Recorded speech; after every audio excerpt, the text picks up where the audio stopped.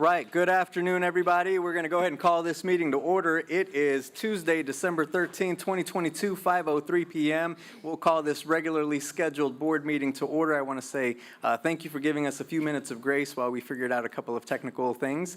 And welcome to all of our my board colleagues, to the superintendent, to staff, to all of our invited guests that are joining us both in person and online. We're glad to have you with us this Tuesday afternoon. So we'll go ahead and call this meeting to order and start our meeting. In doing so, I'll read our board norms and protocols as we do at every board meeting. We agree to respect differences of opinions in making decisions for the district, to follow best practices in managing the superintendent and the management of the board itself, to stay on task when conducting business for the district, including while at board meetings, to never surprise the superintendent or each other when conducting official business of the district, to read these norms at the beginning of each board meeting and at board workshops as a reminder of how to conduct our meetings, and to continually self-check to determine if we are following our norms when conducting district business. So again, good afternoon, welcome, and we're glad to have all of you with us today, both in person and via Zoom. So with that, Ms. Smith, would you please do a roll call? Yolanda Clark. Maxine Drew. Maxine Drew, present. Janie Humphreys. Janie Humphreys, present. Randy Lopez. Randy Lopez, present. Wanda Brownlee Page. Wanda Brownlee Page, present. Rachel Russell. Rachel Russell, present. Dr. Nguyen. Dr. Nguyen, present. Thank you. Great, thank you. Before we approve our agenda, I'm actually going to ask that we amend our agenda. Board, I would ask for a motion to amend today's agenda to add an executive session around security, an executive session around attorney-client privilege, and a third executive session regarding attorney-client privilege with potential action to follow. So that's 3 executive sessions, 1 around security, 2 attorney-client privilege sessions with 1 that has potential action to follow. So moved. Second. Moved and seconded. Any questions or discussion? I'm sorry, Mr. Lopez. I heard you say security matters, non-elected personnel, and then we're doing the third one, just on the evaluation. So, I did not hear you say that. No, yeah, so we will, just to go down, if you go to section 11 of the agenda, we're keeping the sessions that are currently on there. So there are 3 exec sessions currently on the agenda, and I'm asking to amend to include 3 additional executive sessions, 1 regarding security matters, and then 2 regarding attorney-client privilege, 1 with potential action to follow. A total of 6. In total of 6 executive sessions, correct. Thank you. Any additional questions or discussion? Okay, seeing none. Ms. Smith, roll call, please. Yolanda Clark.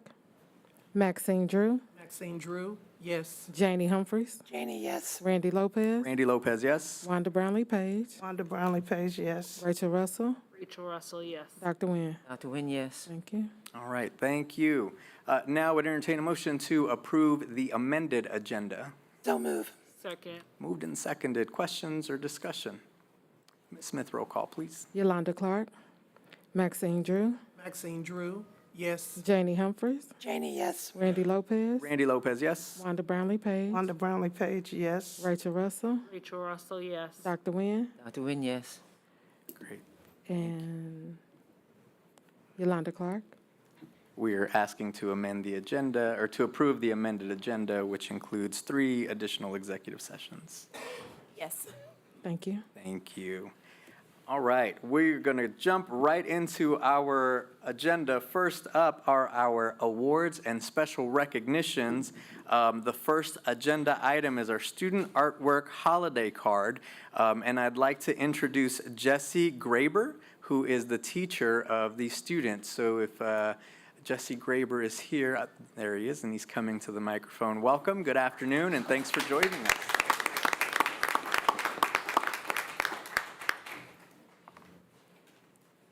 Hello. Hi.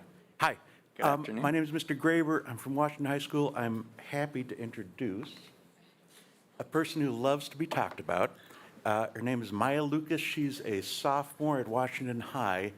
She painted the Christmas card for this semester. And I just want to tell you what kind of student she is. She's obviously a great artist, but I want to tell you what kind of student she is. She's a great student because she's not my student even. She doesn't take any art classes this semester. Is that true?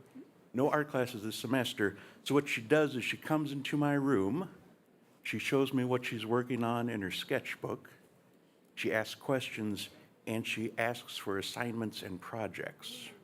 And so I told her about this, and a couple days later, she walked in with this painting.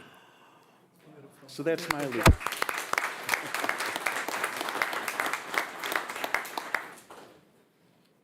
Thank you, Mr. Graber, for sharing. Oh, so Maya, Mr. Graber, I want to say thank you. And it's been tradition in Kansas City, Kansas Public Schools that the art that is selected turns into our holiday card that we send out to a lot of our business partners and community partners. So I just want to present Maya with some additional copies that she can share with her family and a personal copy for you and Maya.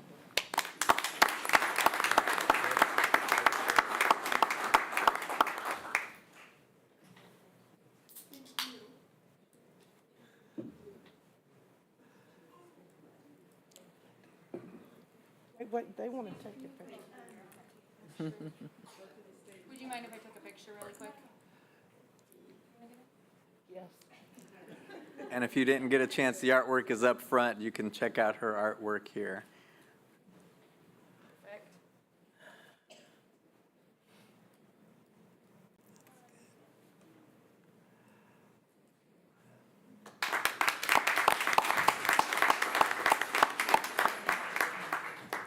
Thank you both. Our next agenda item, I'd welcome Dr. Sutherland to the podium to introduce our Employee of the Month.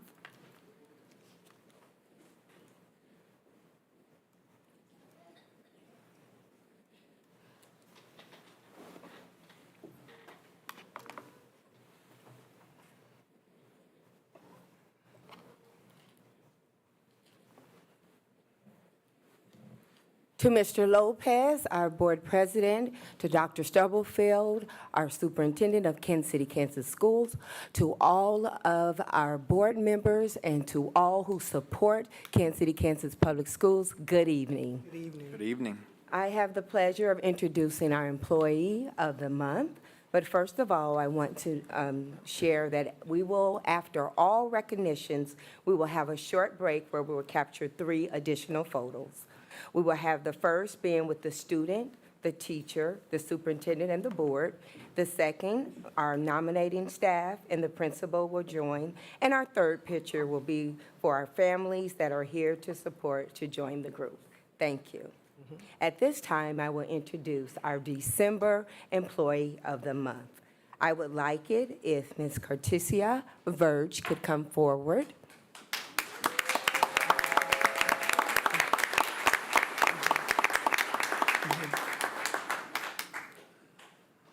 Ms. Verge is currently the lead college and career coordinator at Washington High School. She was nominated by Lisa Martinez. Ms. Verge has gone above and beyond to ensure everyone she comes in contact with is supported and feels valued. She spends countless hours supporting not only Washington High School, but Sligo. She was a temporary support until a position was filled, and she did this without hesitation. We are beyond grateful for Ms. Verge as she continues to shine. Mrs. Verge puts her whole entire soul into each event that she hosts for families and students. There is no limit to what Mrs. Verge can't do, and has been a long time coming to recognize such a tremendous effort. Please give a round of applause as I congratulate Mrs. Verge.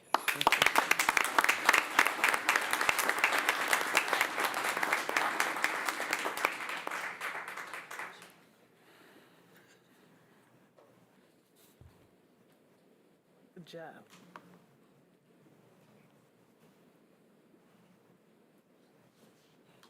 Good afternoon, Dr. Wilson. My pleasure to invite and have Dr. Wilson join us as he presents our Students of the Month. Thank you for joining us. Thank you, President Lopez. Members of the Board of Directors and Superintendent Dr. Stubblefield, I'm excited to be with you to present our USD 500 Students of the Month for December 2022. It's been a wonderful first semester honoring students for their commitment to our Kansas social, emotional, and character development standards, including good citizenship, healthy decision-making practices, demonstration of personal safety, promotion of positive school culture, problem solving, and valuing excellence.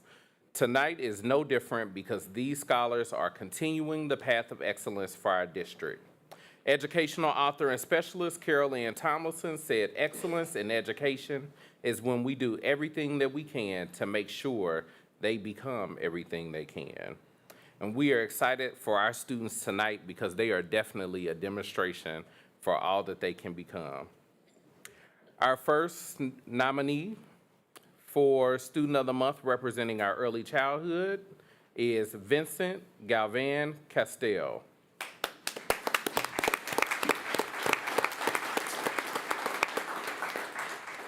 Vincent is an early childhood scholar at Kansas City, Kansas Early Childhood Center. He was nominated by Dorothy Betts, a teacher at KCKPS. He's been nominated under the pillar of service and citizenship. Ms. Betts remarks, "It is very true to say that education begins at home, and from the first home visit, we saw something special in Vincent. He has strong character, he takes pride in all that he does, he is an organized and caring young person. He takes all of his assigned jobs seriously, and he gives it all that he has. He is sensitive to the needs of others and is willing to help whoever is in need. As with any child, he can be sensitive because of his age, but he works hard and he proves that he can do anything. I am sure Vincent will go far in his education because he has a strong support system who values education and educators. We are his second official fan club. And some fun facts about Vincent is he likes playing with dinosaurs and he likes building things with blocks. So he is a future engineer, he just doesn't know it."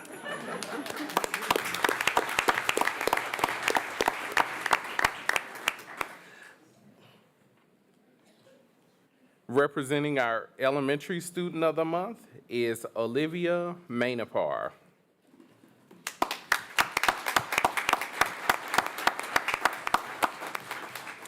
Olivia is a third grade student at John F. Kennedy Elementary School, and she was nominated by Cheryl Owens and her teacher, Yesenia Parada.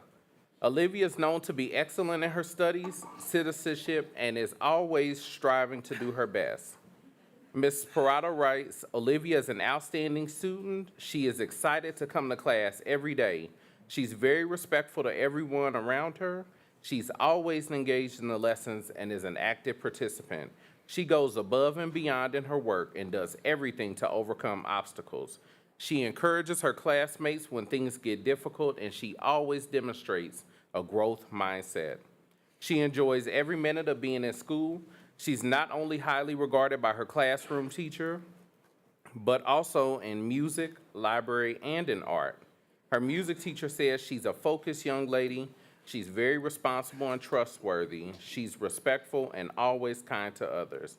I enjoy teaching her because I know that she's going to do her very best every time." Fun facts about Olivia, when asked how she felt about getting this award, she said, "Wow, I'm happy my whole school nominated me." And when she grows up, she wants to be an artist. All right. Congratulations.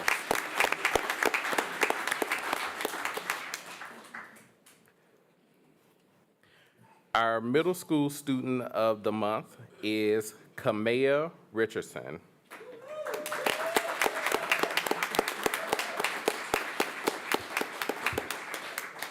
Kamea is a 7th grade student at Arrowhead Middle School. She was nominated by Dr. Melissa Halstead, the 7th grade team lead.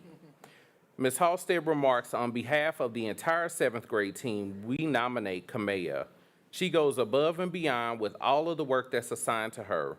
Rather than just meet her grade level standards, she works hard to exceed the standards. When she doesn't understand the task, she does a wonderful job of advocating for her own academic needs. This is a skill set that she will need as she goes through life. Kamea is an example of a student who's learned how to balance her activities. She not only excels in academics, but also makes time for extracurricular after-school activities. More importantly, she strives to be an inspiration to those around her.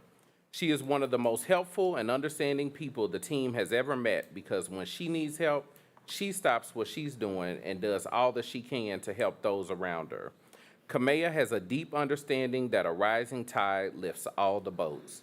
Dr. Halstead also commented, "It is such an honor not only to nominate her for her own recognition, but on behalf of the 7th grade team." Some fun facts about Kamea. Now, Kamea is a person after my own heart because she likes to play board games. And when I asked which board game, she said Uno, and that's my favorite game too. Her advice for all students striving to be Student of the Month is keep pushing harder, keep doing what you do, and keep a positive attitude. And when asked about Diploma Plus, she said when she graduates, she wants to be a flight attendant or possibly even an entrepreneur. All right. Congratulations.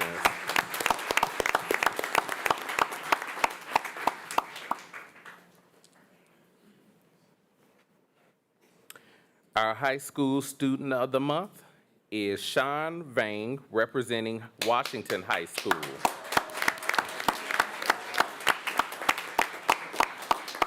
Sean is a senior who's being nominated under the pillar of service and citizenship.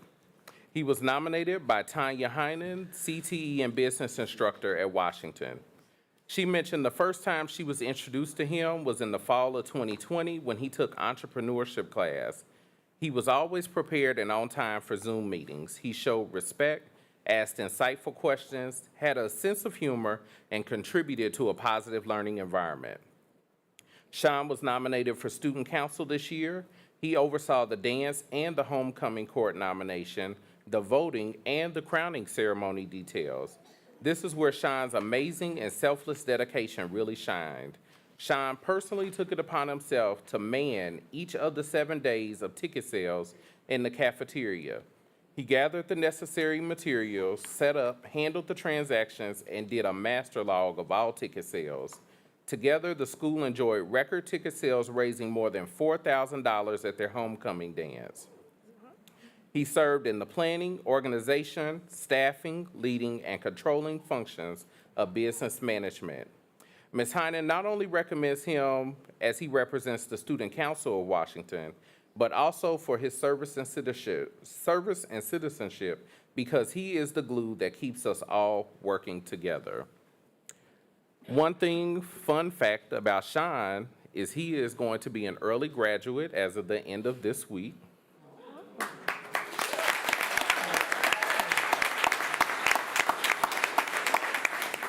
When I asked him what he was going to do with his free time, he said he wants to become an SSA officer with the district and eventually one day come back and contribute with our KCKPS police department.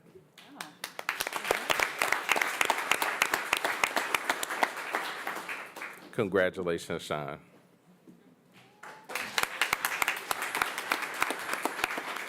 Thank you, Dr. Wilson, to you and to the entire committee and the team. Congratulations to all of our students, to those that nominated you, to your educators, your teachers and professors, and to your families. Such a great recognition and time to recognize all of you for all the accomplishments. Dr. Sutherland, thank you as well, and congratulations to our employees of the month as well, and to those that nominated you. So we are very proud of all the work that is being done in KCKPS, so thank you. Continuing on with our agenda, next up is our Fall Sport Athlete All-State Recognition. I'd invite Ms. Tammy Romstad up to the podium. Good evening, Ms. Romstad.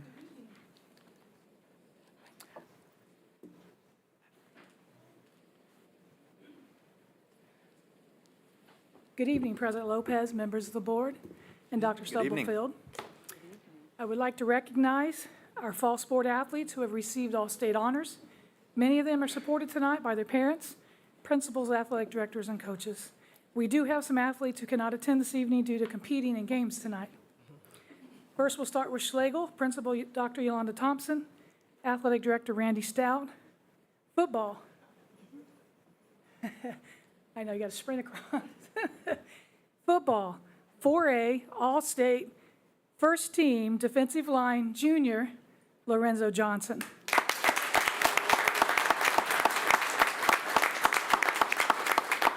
Lorenzo is joined by his parents, Lorenzo and Latanya. 4A All-State honorable mention, offensive defensive line senior Ronnie Ross, defensive back senior Cameron DeBow. Both of those individuals are playing basketball games right now across town. They couldn't be here tonight. Head football coach Cern Makins in his second year. Next school, Sumner Academy. Principal, Rick Malone. Athletic director, Dr. Kurt Parker. Football, 5A All-State honorable mention. Running back, senior, Antonio Harrison. Quarterback, senior, Cameron Johnson. Linebacker, senior, Javier Aconde. Offensive defensive line, junior, Nikki Flores.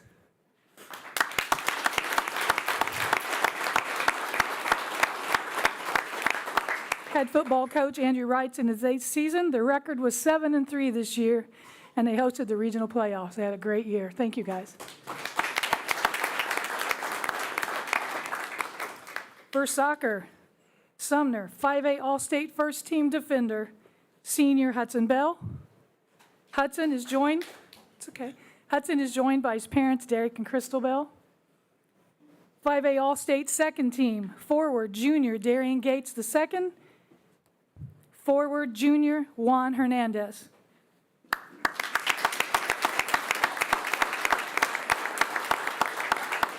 Head coach John Borger is in his 7th season. Record this year, 15-3-1. They were region champions, and they hosted the state quarterfinals. It was a great year. Thank you.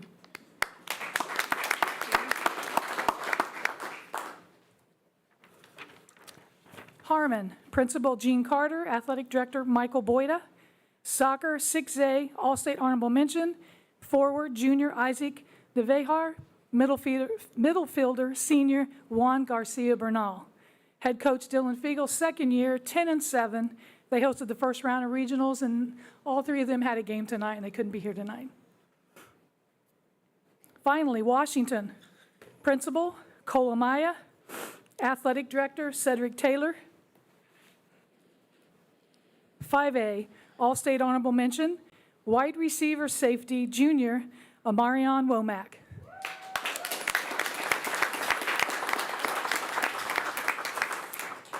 Amarion's joined by his mother, Misha Womack.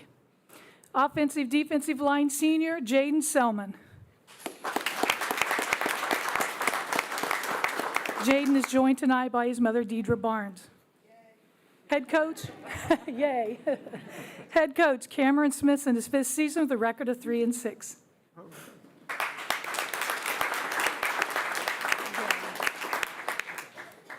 Next, we're going to honor the champions of character. The NAIA every year has awards for the Kansas City Metro athletes in the area. And this year we had several participants. We'll start off for the Champions of Character, the High School Student Award from Wyandotte High School, senior Jordan Gregg plays football.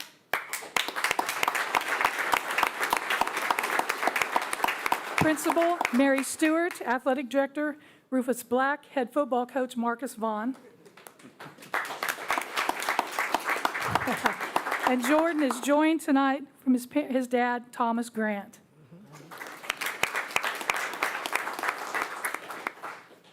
Another Champion of Character High School Award, Sumner High School, senior Annabelle Cacho, volleyball.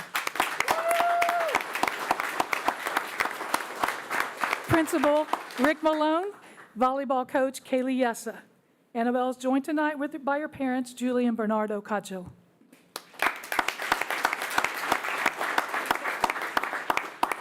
I need Sumner football to come back to the front.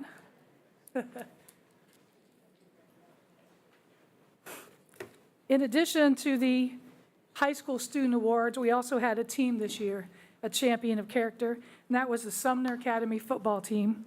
So tonight before you, you have Principal Rick Malone, head football coach Andrew Wright, and I think we have Nikki, right? We have Javier, right? Cameron, and Jamil. All right, congratulations.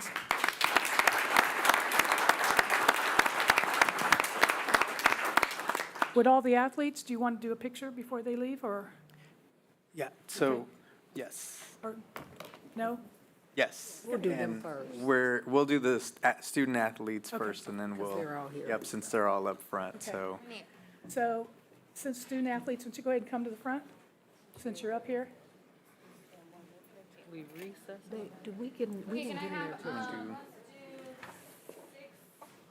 they're just gonna do the kids. I gotta get up. I don't think so.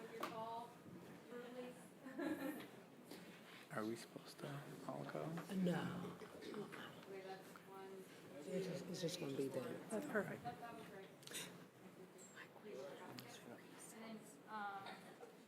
We're gonna do the recess after.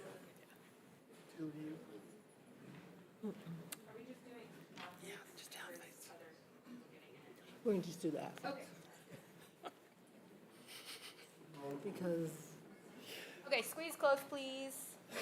There we go. And then I'll actually have you in the jacket come down. Perfect. There we go. I can't see you in the back. Can the back row just scoot that way? Keep going.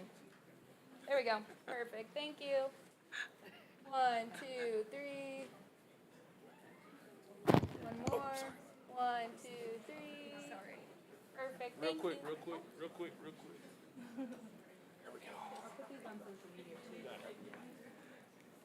Keep those big smiles. Sorry. I'm just gonna duck. Thank you, guys.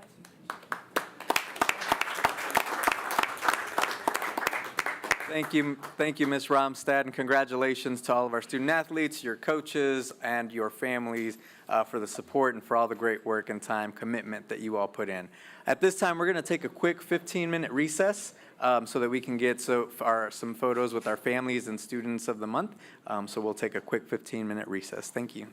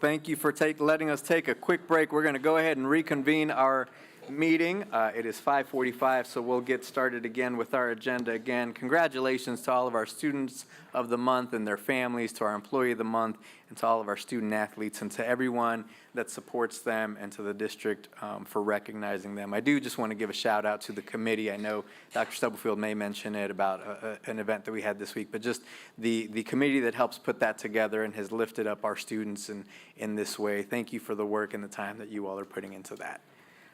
We'll continue with our agenda. Next up on our agenda is our consent agenda. Motion to approve tonight's consent agenda.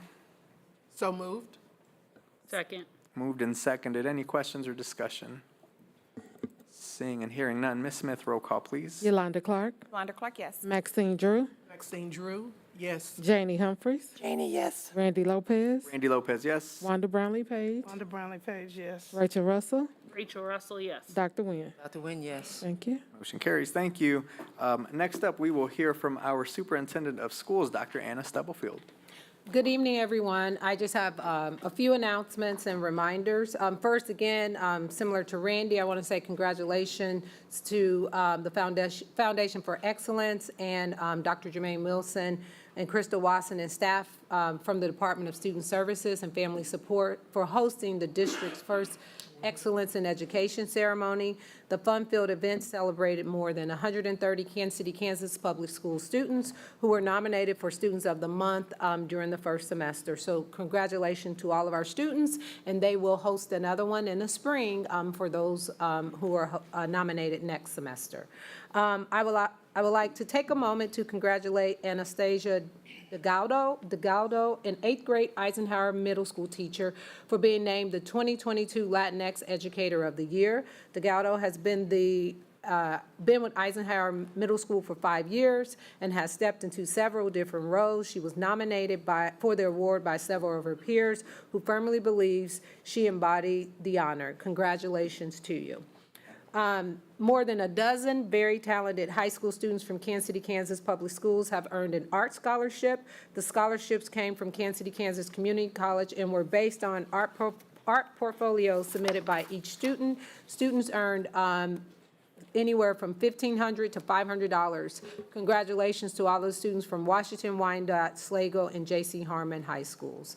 I also want to take the time to thank the law firm of Fisher Phillips of Kansas City, Missouri, for presenting a check of $6,277 to Frank Rushton Elementary School to help improve their playground equipment.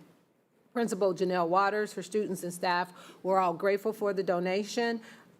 Fisher Phillips law partner Jim Holland said, "The purpose of life is to find your gift, and the meaning of life is to give it away." And finally, I just want to remind everyone that we are hosting two special board meetings of public forums for the community to provide their thoughts and perspective regarding cameras in the classrooms. These forums were planned as separate events to serve everyone better and allow multiple options to attend. If you're going to attend the virtual one, you must register on the link. We did send an email directly to every family member and every staff. And the link is also available on kckschools.org. That includes staff and board members. You all have to register as well. If you don't, we'll get you in there. And the times are for the in-person one will be Saturday, December 17th. From 10 to noon. It'll be here at our district office. And then Saturday, December 17th from 1 to 3, we will be hosting it virtually. And again, you have to register for that. Thank you. Thank you, Dr. Stubblefield. I will be brief. Just a couple of items. Board issue, you will be receiving an email from Ms. Smith, likely tomorrow or sometime this week. We are trying to get on our calendars for for 2023 or early 2023, our board self-evaluation. So you'll have some dates that will be sent to you for potential board self-evaluation dates. Additionally, we are sending you some potential dates for the listening and learning tour for the board. So take a look at your calendar for that and respond. Hopefully some of those dates work, and if they don't, we will try to find something that works for everyone, but you'll get that as well. And then the third item that you'll receive is we are trying to plan our board meeting that'll take place at one of our schools. So you'll get dates for potential board meetings at a school. You should get that email hopefully before the end of the day tomorrow, so please make sure you respond so we can try to get those scheduled as quickly as we can, and get them on the calendar so we can give everyone enough notice to make those happen. Other than that, I do just want to say thank you to all of our staff for a great start to the year, and hope everyone has a great holiday season as folks are finishing up the December semester, and hope everyone has a great holiday, as this is our only board meeting, regular board meeting this month. Just wanted to share that with all of our staff, to our families, to our students, and our community member and board members. Hope you all have a great, restful, and re-energizing break as well. So with that, I'll open it up if there are any other board member commentaries. Ms. Humphries. And I won't be brief. This has been a wonderful month. I've been to so many music concerts. Last night was our all city children's chorus, and they have been invited to sing at the Kansas Music Educators Association Conference in February, which is really an honor. And then Friday night, they had Pianos Without Borders recital. We have a partnership with the music department at KU, where they have students that are teaching our children to play the piano, and we had the recital Friday night. It was beautiful. Arrowhead Choir had a recital or music program, however you want to say it, last week, and the kids were great. The gym was packed. They had chairs out there, but they had to open up the bleachers. So many parents, grandparents came to it was just wonderful. Today I was at Central Middle School and got to visit with the music classes that are going to perform tonight while we're here. And they also have a concert Thursday night. If you look at our fine arts calendar, you can see what's going on this week. And I've been out in Washington, Eisenhower, Noble Prentice, Whittier, Grant, and Central schools the last 2 weeks. And the best way to start my day is to start with our kids. They're enthusiastic. They are so excited about learning new things. I can't say enough about going out and visiting our schools and just being there with the kids. And the staff are so excited about, last year was kind of rough on our staff because it was coming back from COVID. This year, they are all excited about the energy that's in the building. And that flows over into the kids. So it's just been a wonderful month. Thank you, Ms. Humphries. Additional comments from board members? Yes, Mr. Lopez. Yes, Ms. Page, thank you. Just wanted the staff and everyone to know that Eloise Hodge, who was a former para at Northwest Middle School, she passed. They're having her services on December 17th at Pleasant Green Baptist Church. Clyde Strimple, a retired teacher from Wyandotte High School, also passed. They had his services today.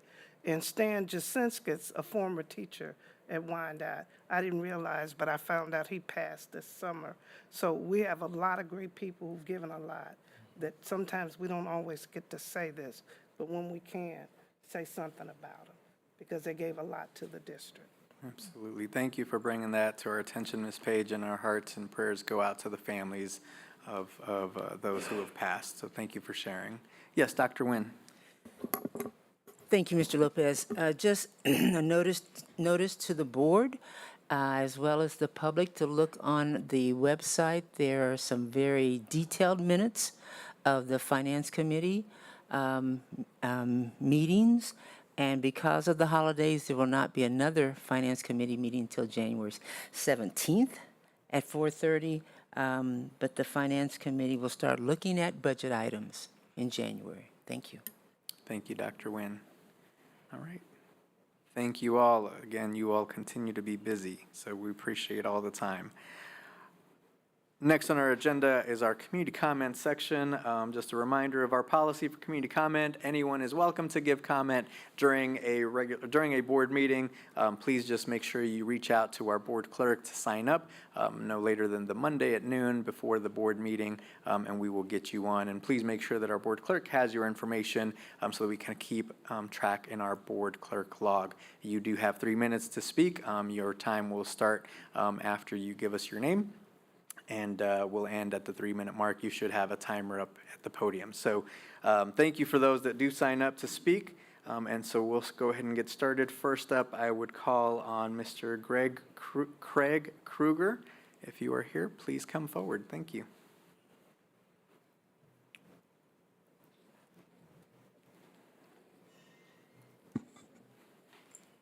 Thank you. My name is Craig Krieger. Yeah, and if you could speak into the mic, and I apologize for mispronouncing your last name. All right. Well, thank you for the opportunity to address the board this evening about the proposed classroom cameras policy and potential expenditure.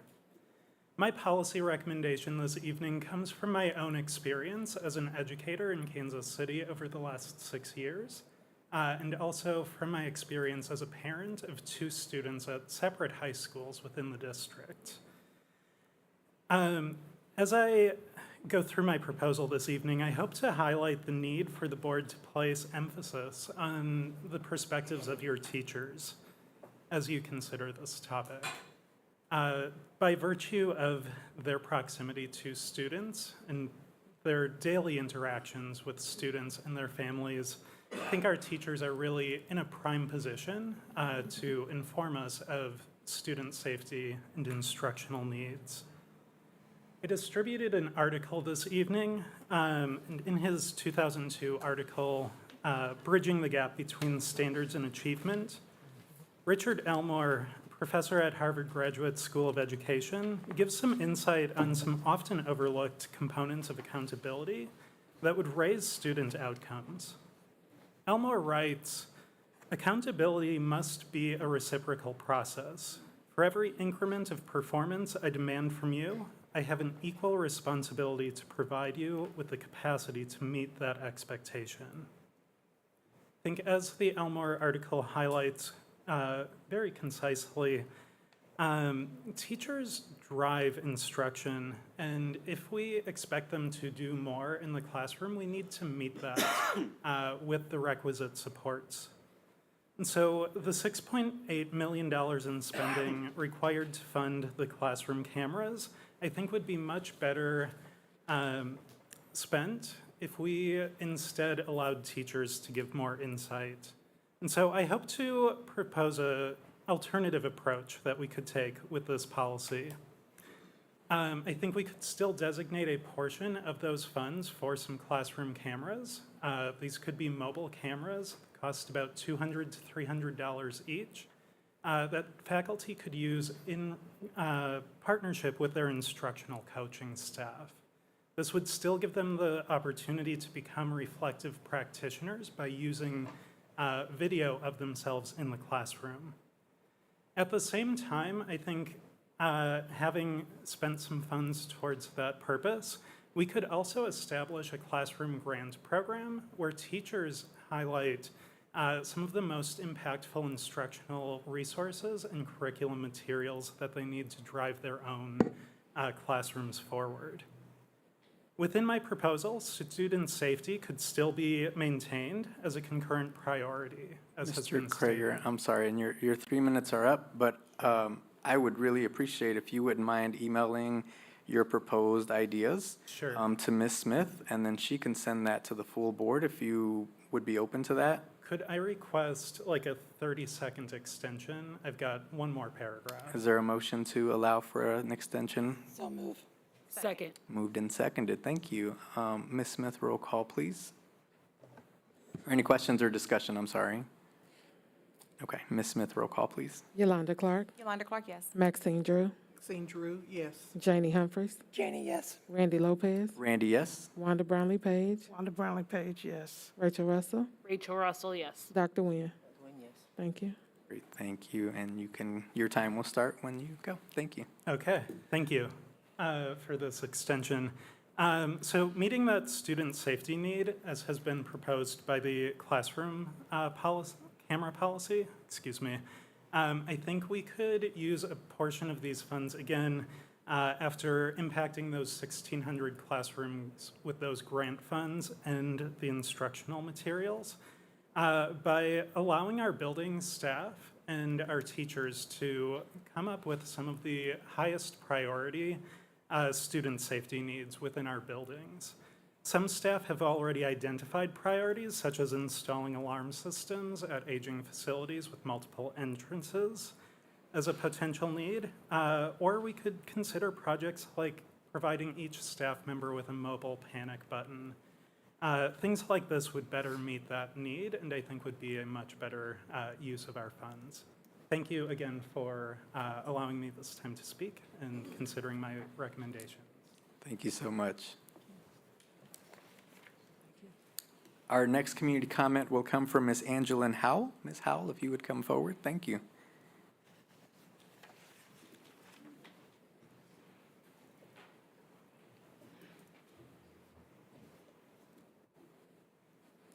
Good evening, Dr. Stubblefield, President Lopez, and the rest of the board. How are you all this evening? Good evening. I'm back again about the curriculum and books, and thank you for putting some books into some classrooms. I don't know that all the teachers are using the books, but they have started to put them in there. But my question tonight is there a set date when the district plans to purchase a set curriculum that offers a teacher's manual and an online book for students 6 through 12? The request is made so that all students are learning the same subject matter at all schools, not each individual school's doing something different in their different classrooms. This also will help the teachers with the guide to teach the students from beginning to end in each subject and not randomly find information off the internet is what they're currently doing. We also still have some concerns about our graduating seniors, what's going to happen to them, where they're going to go, what's been done to boost up their education now so that they can have a direct line into some path after graduation. And then we also have one more request, that we also be included in the teacher recruitment process at the HBCUs coming up this spring actually. And I believe some of the schools are starting in February, so that's coming up kind of quick. And that's all I have this evening. Thank you, Ms. Howell, for joining us, and I'll make sure that a member of our leadership team will reach out to you and follow up specific to your questions and any other information that we can get to you. Okay, So we'll make thank sure we you. follow up. Thank you.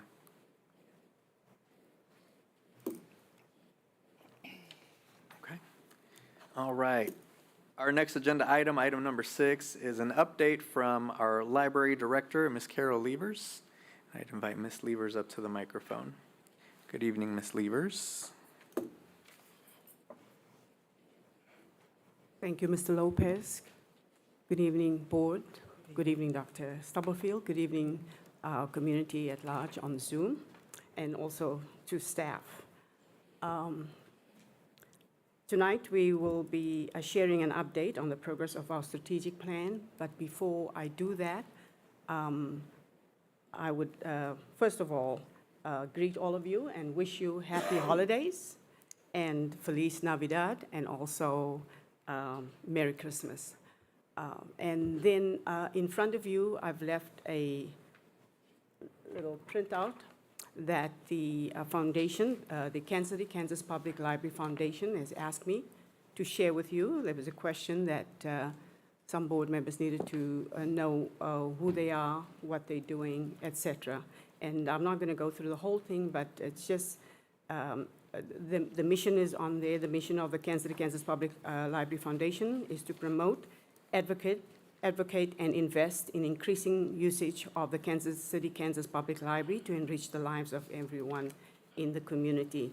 And it tells you what they do, the programs that they assist with, a summer reading program. They took over when more than 10 years ago, the school helped us with the summer reading program, and because of funding, they withdrew that, and then the Friends of the Library started to supporting us with that. Staff development as well, and innovative programs like Eagle Days, Meet the Authors in the Park, Butterfly Festival to attract community interest. They've also assisted us with the Capital Foundation support projects, and I will share with you some of that. Okay. There should be, okay, there's something missing. Nevertheless, there were 3 slides ahead of this one. I'll just go through that. I should have given you another printout, but there was slides that's missing. The Friends of the Library supported us with the new construction of our South building in Argentine, South Branch. In 2010, they awarded us, gifted us with $50,000. And then again, in 2013, they sent an additional $15,000. And they also supported us with our professional development grants of $40,620, and that was from 2016 to 2020. And the expenses for those staff developments were for conferences, registration, hotels, airfares, meals, ground transportation. They also sent us, our staff to Denver, Philadelphia, Washington, D.C., and Nashville to our annual Public Library Association conferences. As well, they sent all of the staff, because for the first time we had a conference in Wichita, and also in Overland Park, that all could travel there, and they supported us there. The foundation, like I said, supported us, the summer reading program, and that grant was $40,000 from 2016 through 2018. And I think when we, next time we will share the pictures of there were photos of them bringing checks to the board. So they were photos, and I can just send that to the board so that the board is aware of that. Right now, I would like to invite the chair for the strategic plan, Sam Moore, and he will take us through the progress and update on our strategic plan. Thank you. Good evening, members of the board and Dr. Stubblefield. Good evening. So I will bring you through, give you a little bit of an update on what we're doing with our strategic plan. So it was passed back in May, and after that, we convened our action committee, which consists of myself, the supervisual staff of the library, so in system-wide services, that's Linda Bowman, Samantha Chin, Chris Hernandez, and in the branches of Carl Foster, Marissa Lamer, Melissa Sadracula, Rachel Miller, Sarah Gill, and our arts and communications librarian, Kim Woolery. So since July, when we started the strategic plan, we've been working hard at going through and identifying the action items that we can start completing. At the beginning of the fiscal year, we decided to work on our community survey and our audits. We have 3 audits, our ADA, our EDI, and then our security audit, and then our survey, which we will be completing today. We contracted with Orange Boy, who is a survey company that deals with public libraries. They've worked with quite a few across the metro area. They put out a survey into the field back on the 29th, which is completing today, this afternoon. Still take it, it's still online. We currently have had around 1,400 responses. We're just shy of 1,400. But after that's all done and closes today, we will be getting the raw data and then an analysis from Orange Boy, which we will use in providing to staff and the management team moving forward. And then also, we will be taking it as a strategic plan committee and begin looking at how can we address the rest of the strategic plan and the action items pertaining to our patrons and our services. In addition to that, on our audits, we have recently just finished up with our security audit that was conducted by Chelsea Brown, a local company here in KC. They visited all of our sites to survey our cameras, lighting, LEO placement, and after we're done with that, they have just wrapped up the site visits. They'll compile a report to bring to us. We will then pass it on to management team and use that to help decide, particularly in the next budget year, camera placements, replacements that we would need, or additional cameras on the physical properties in addition to things like door panels for our West Wyandotte branch or lighting for the outside buildings. Currently, we're still working on our ADA audit, which we will look forward to finishing up after the first of the year. We've got a company.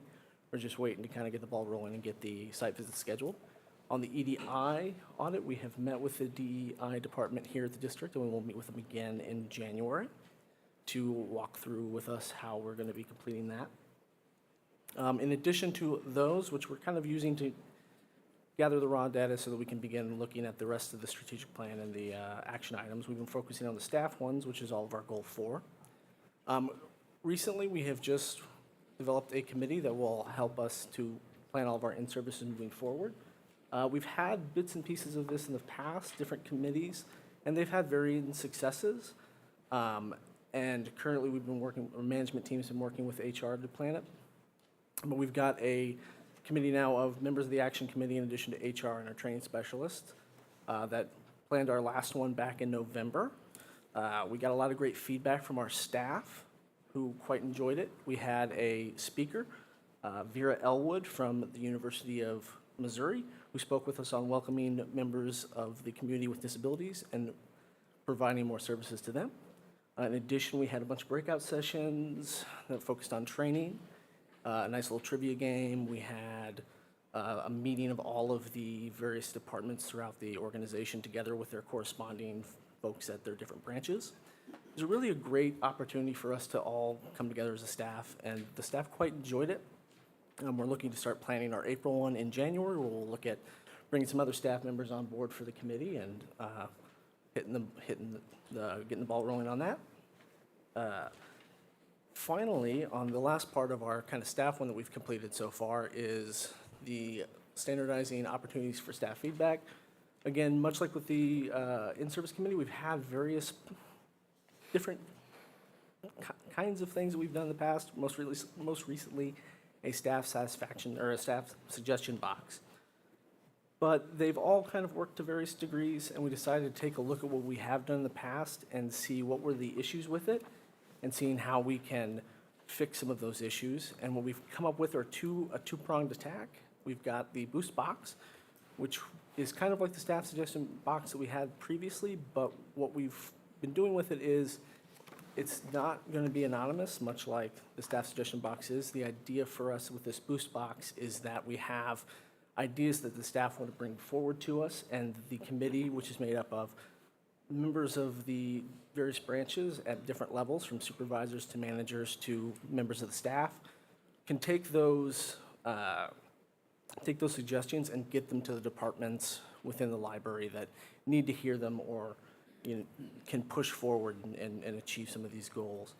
That one is not anonymous, in part because we want to recognize our staff for their ideas and let them know that they're the ones that are helping to drive us forward, and some of the greatest ideas that we have come from staff. In addition, we also recognize the need for having an anonymous avenue for staff to provide feedback and critical analysis, and so we've developed a staff suggestion survey that goes out with our in-service. And so currently, we just launched both of those after the November in-service. We have just gotten back all of the data from the staff survey. We're kind of compiling it now. We're going to present it to management team and to the staff after the first of the year, after we've kind of been able to go through all of it. But that's kind of where we're at right now. Yeah. Any questions or?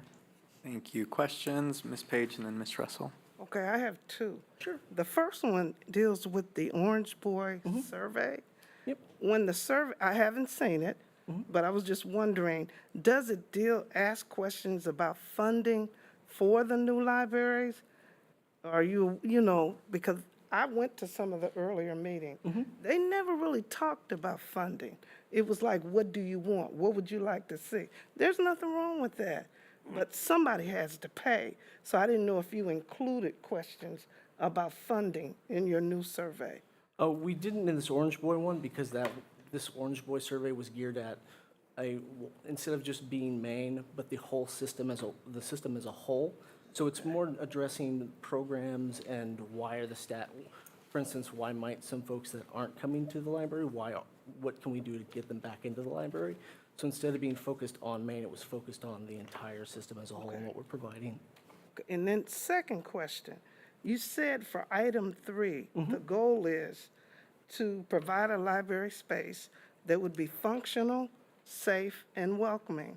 I have an issue with the safe part at the main library on Minnesota, because you all have funding to provide your own security. Will you address that? Because it's not always, I go up there all the time, and you don't always see security. And with the clientele, they need security. So I hope that you will address that, because it's not fair to the people who work there or the people who come there that you don't feel safe. And they should never be put in that situation. And we need to figure out what to do, because if you have your own funding, then you should get your own security and make sure that there are people there to protect your people. I was there during the Thanksgiving holiday, and your people were frightened, and they shouldn't have to be. No one should ever feel that way. And if that's going to be a goal, I'm not fussing at you. I'm just saying, please, sir, deal with the issue of security, because it's not secure. And everybody should feel secure.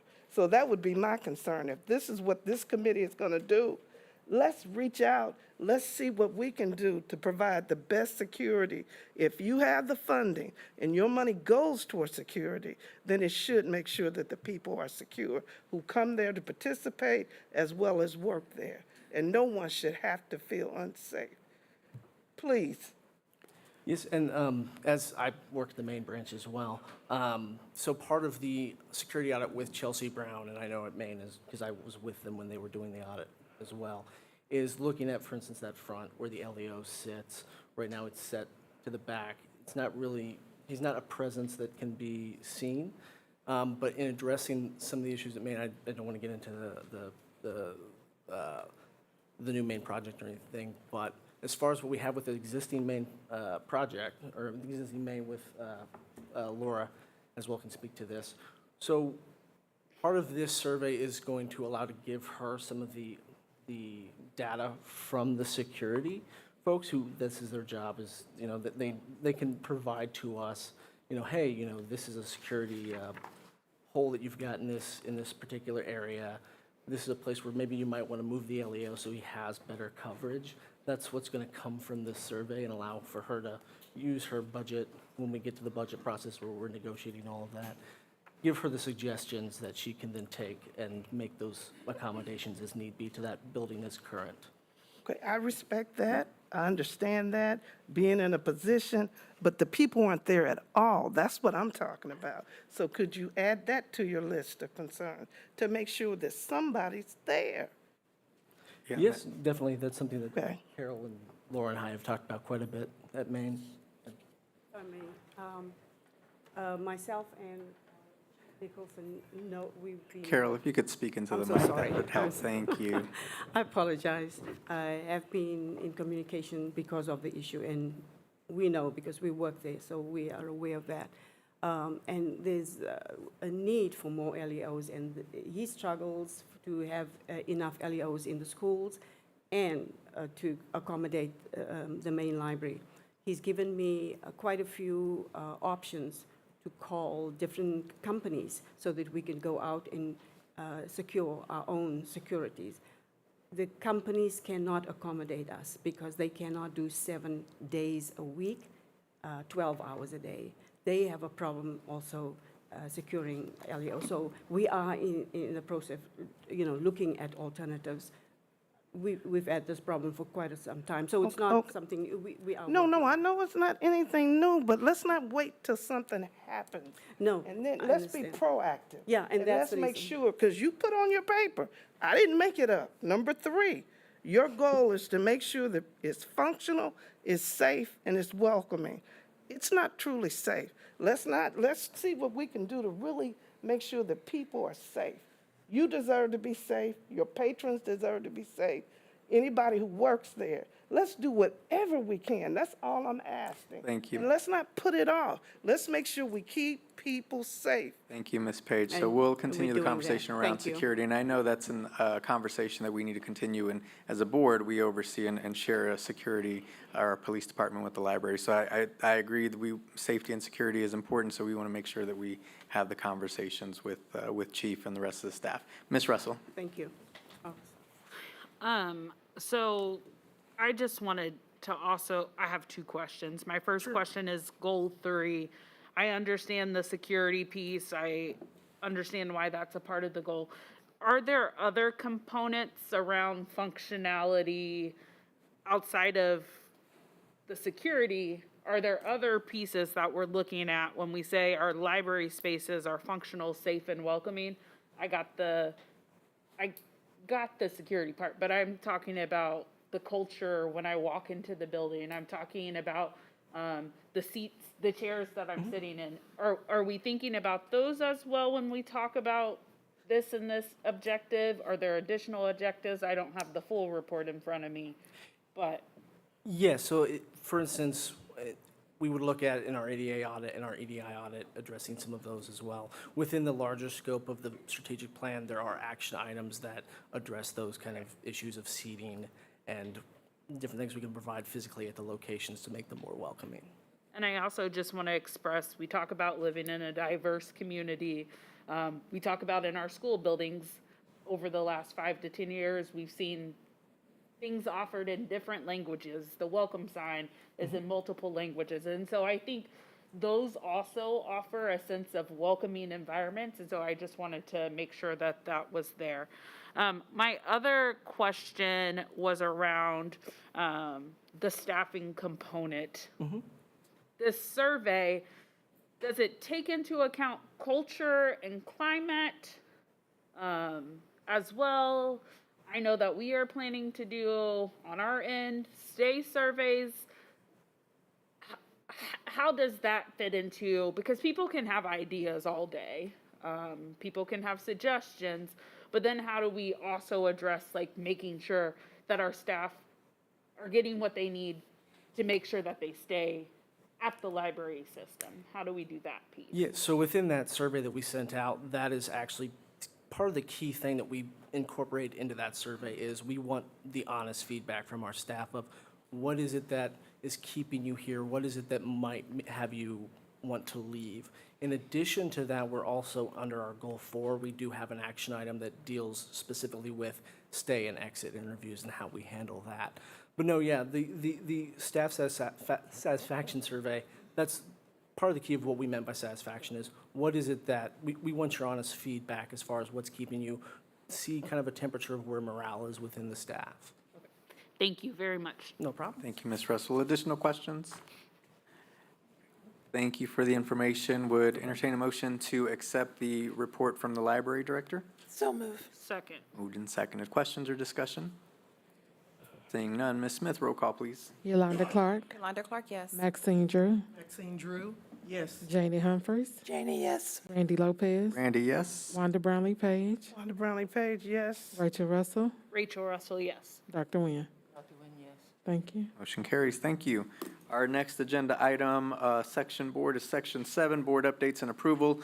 These items have come before the board at a previous board meeting and are up for potential action today if the board chooses to do so. First up is the license agreement with Peach Jar. It's recommended that the Kansas City, Kansas Board of Education approve the license agreement between Kansas City, Kansas Public Schools and Peach Jar to access the use of digital flyer management system for communication purposes as submitted by Mr. Edwin Birch and as recommended by Dr. Anna Stubblefield. So moved. Second. Moved and seconded. Questions or discussion? Ms. Humphries. I have some follow-up questions to the questions I emailed yesterday. Okay, in the contract, it says that Peach Jar reserves the right to determine final eligibility of the groups that want to post flyers. And the answer I received about that is that, no, we, the district, will have final approval and say what flyers we share with our schools and our community. So does the contract need to be changed since the contract says that Peach Jar reserves the right? When you want me, oh.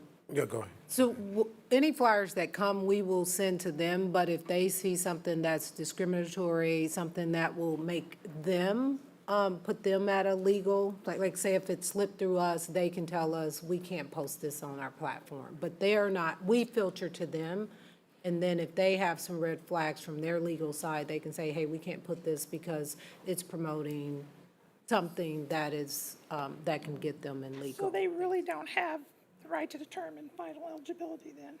They can deny something we're saying, we okay it, Even if we okay it, they can say we're not going to put it up. absolutely, yes, they could. That kind But of I would make bothers the me. assumption that they would also give a reason Yes, why they're. yes. Yes, Yes. yes. But we can't override their reason. No, They but can we could override choose us. to put it somewhere else. We can say, oh, we're gonna, like, we would have that right, but it's because it's their platform, that they can determine that it goes against, legally, their legal side advised them of that, yeah. It also says that we cannot distribute any flyers without them also being posted on Peach Jar. So if a community organization decides they do not want to pay, or they do not want to have theirs digitally, they want flyers to go home, we cannot do that unless they put them on Peach Jar, correct? No, we still have the right to distribute our flyers the way, when, the community, the No, I way mean that we other want. organizations. But this process helps streamline the process, even for the schools and for the district, because the volume of flyers, requests from organizations that we get to share our flyers with our parents. So let's say that there is an organization that is denied, or whatever the case may be, and they don't want to post it, we still, again, as Dr. Stubblefield said, can still distribute that information in another manner. So what we don't do currently, it's, so if there are, typically we will post flyers from like people we have partnerships with. This gives an outlet, like if there is a community, local organization that is hosting a theater and it's cost $25 and they want our community to know about it, they can put it on there and and our families can access it. We don't do that internally right now because it will seem like we're endorsing those things and asking our families to pay for stuff. Peach Jar does not charge not-for-profit organizations, so if anybody pays them anything, it's because they're making a profit themselves. But, yeah, so, but our community partners, the things we promote, like from Gear Up to YMCA Learn to Swim, we still will send that information out to our families directly. I guess it just kind of disturbed me that it said that we couldn't send out paper flyers without it also being on Peach Jar. That was a concern of mine because that kind of takes our authority away. But, okay, how will we ensure that they only receive the parent's email address, not the parent's name and how many children they have? We have an MOU with them that I worked with Greg on to ensure that our parents' information is not shared, is not sold, it's only used for this particular platform, and it's just the email address. So their email address will be linked to the school that their child attends. Yes. But that's all they'll see is like Janie.Humphreys@KCKPS. No other information, just email address. And parents also have the option to opt out of this platform at any time. And if it's a district-wide notification, like, is the parent going to receive 3 or 4 emails? Or, you know what I'm talking about, Rachel? You get 4 emails about something saying the same thing. Those parents that want to opt in, well, the parents that want to receive information about flyers and events and things that are happening in the community, when they sign up, they will get an email notification that a new flyer has been posted. So if there's more one from that particular school, yes, they will receive more than one email. But those particular flyers will exist on that particular school platform. But when you think about it, if a school is getting flyers in hand and paper, they're getting 1, 2, 3, 4, 5 as well. Let's see. And how are we going to notify our parents if we go to this system that we are using Peach Jar, what it's for, and how to opt out? How are we going to notify the parents? We will use all the available platforms that we have in place now. I will be working with Peach Jar to come up with a communications plan that educates our parents about this new platform, and not only our parents, but even our principals and staff. And then I wanted clarification on a lot of the emails that you get, there's also an ad on there, or there's a link they want you to click to get more information. How do we ensure that they only get that flyer, they don't get a lot of other ads, they don't receive something from Peach Jar advertising something? According to Peach Jar and doing my investigation and research with them, this is only about flyers that organizations or that we approve for our parents to receive and have.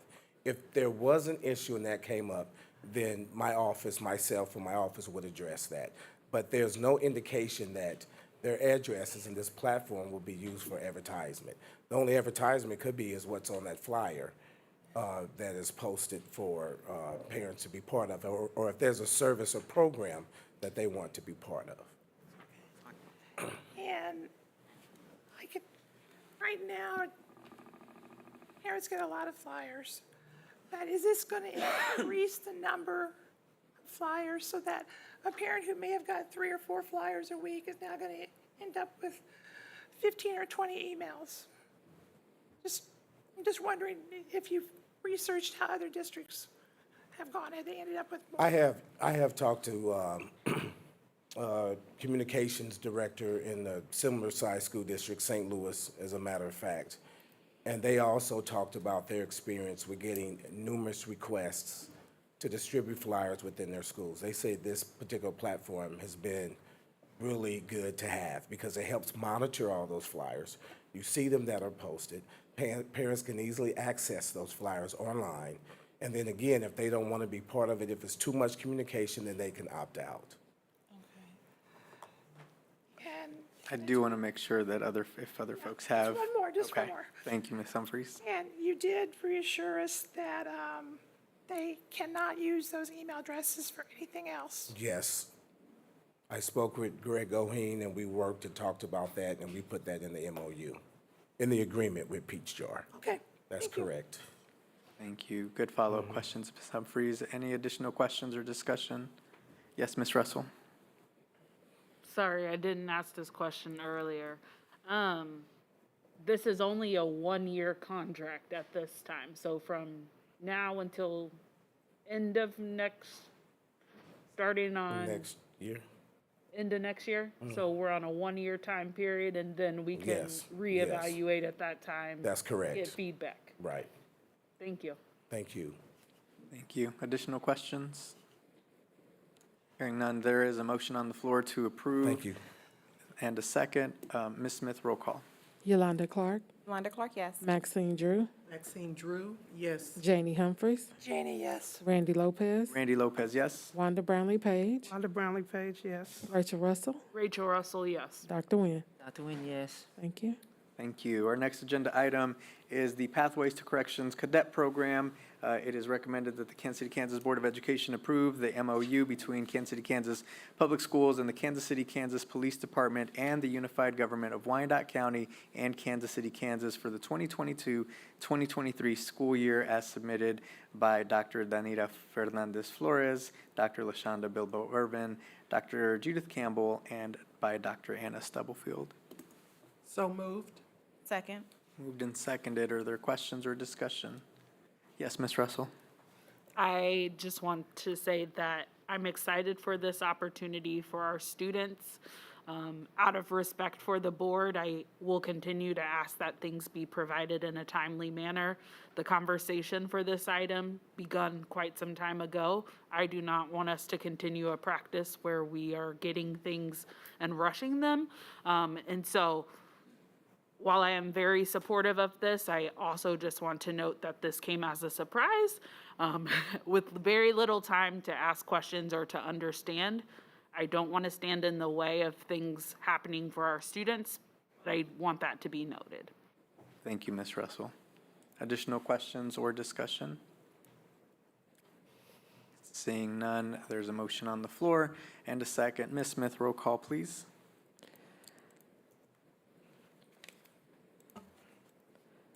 Just a second.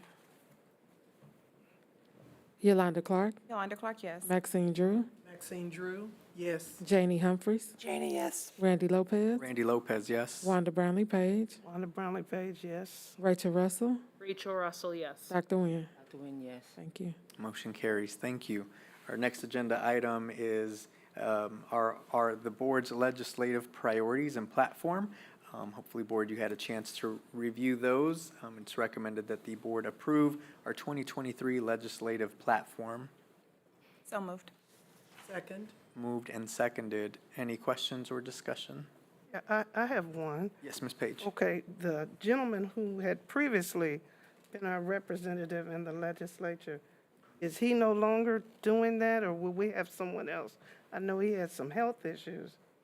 No, Bill he's doing it. He's back. He's been meeting with Mr. Letardo. He's sat down, he's sent out information. He'll be at the breakfast tomorrow, but he's still our lobbyist there, yeah.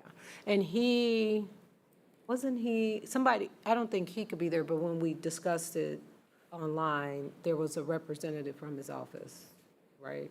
The special meeting. Am I making this up this year? You're making it up because I think he was there. He was, yeah, Bill was on, there, okay. yeah. I was like, somebody was there. We talked I about mean, it. Brady I was didn't know if he was going to retire, or he would be the person, just to make sure that we He's still had the somebody. person. Yeah. Okay. And when he often can't be there, Sean Miller, that's out of his office, that steps in his place. Thank you. Additional questions? Okay. Motion and a second on the floor. Ms. Smith, roll call, please. Yolanda Clark, Yolanda Clark, yes. Maxine Drew, Maxine Drew, yes. Janie Humphries, Janie, yes. Randy Lopez, Randy Lopez, yes. Wanda Brownlee Page, Wanda Brownlee Page, yes. Rachel Russell, Rachel Russell, yes. Dr. Nguyen. Dr. Nguyen, yes. Thank you. Thank you. Motion carries. Next agenda item number 8, are new business items. Board, these are up for informational only. No action is requested at this time, but we wanted to make sure that you had a chance to review those first on the, or ask any questions if you have any as well. First agenda item is the Foundation of Excellence MOU. I will just make sure that everyone knows that you did receive an email from Mr. Goheen as well with a few minor adjustments. Hopefully you had a chance to review those. Again, open for any questions, no action required tonight. Are there any questions on the MOU with the foundation tonight? Okay, seeing none, we will continue on. The second is the solicitation for bids for summer 2023 roofing projects. Questions with this? Seeing none, we will continue on with item C, request for proposals for the theatrical rigging replacement. Any questions? Thank you. None. Seeing none, we'll continue on. Item D, solicitation for bids for the resinous flooring replacement. Any questions with this item?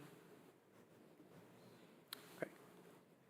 Seeing none. Item. Mr. Oh, I'm sorry, Ms. Lopez, Page. forgive me, I'm sorry. I Please. just had a question on C. I know it mostly dealt with high schools, but do we have any middle school theaters that would need that, or it's just high schools? Mr. I see Correll. Mr. Corral coming up, yeah. Thank you, Mr. Corral. We already did high school. Yeah, we're gonna, A to Z, theatrical is going to do an assessment of the middle schools. They've already done the assessment of the high schools. Okay. So we have it to do the assessment of the middle schools. Okay. So Thank you. that'll be coming later. Okay, thank you. You're welcome. Thank you, Mr. Corral. Item E is an informational item, solicitation for two-way radios for school buses. Questions with this item? Seeing none, continuing on. Item F is to accept as an informational item the solicitation of bids for asbestos abatement related to the elevator addition at Washington High School. Questions with this item? Seeing none, we'll continue on with item G, solicitation for bids for new cafeteria tables and seating for select middle schools. Seeing no questions here, we'll continue forward with item H, an informational item for the solicitation of bids for firewall appliance replacement. Any questions here? Right. Continuing on with item I, an informational item for the solicitation of bids for LAN switching equipment. Questions here? Okay. Continuing forward with J, any questions on item J? Seeing none, we will continue on board. Again, this is information only. As you continue to review these, if questions do arise, please make sure that you submit those to Dr. Stubblefield. Any additional or new information that may come forward with any of these items, we'll make sure to send those out to the full board. These will come forward at a later board meeting for potential action if the board so chooses. Our next agenda item is agenda item number 9, our board reports. We have a couple of reports in front of us tonight. First up, I would welcome Ms. Tiffany Lewis to the podium to give us an update and report on the Department of Health and Services. Good evening, Ms. Lewis. Great to see you again. Thanks for joining us. Good evening, Board President Lopez, Vice President Clark, Dr. Stubblefield, and members of the board. I am Tiffany Lewis, your Director of Health Services, and I'm here this evening to give you an update on our department. The Department of Health Services consists of a core leadership team, and some of those team members are here with me tonight. You have myself, Tiffany Lewis, you have Elizabeth Morris, Tia Grigler, Ashley Thomas, Tiffany Huggins, Miss Elaine Robinson. You also have 3 lead nurses, Teresa Ryan, Linda Berry, and Linda Redding. If you could all please stand for me.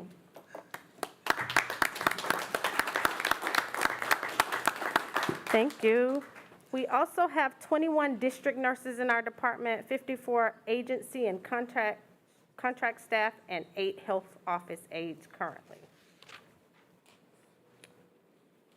When we came on board to this department, we really wanted to anchor into a framework.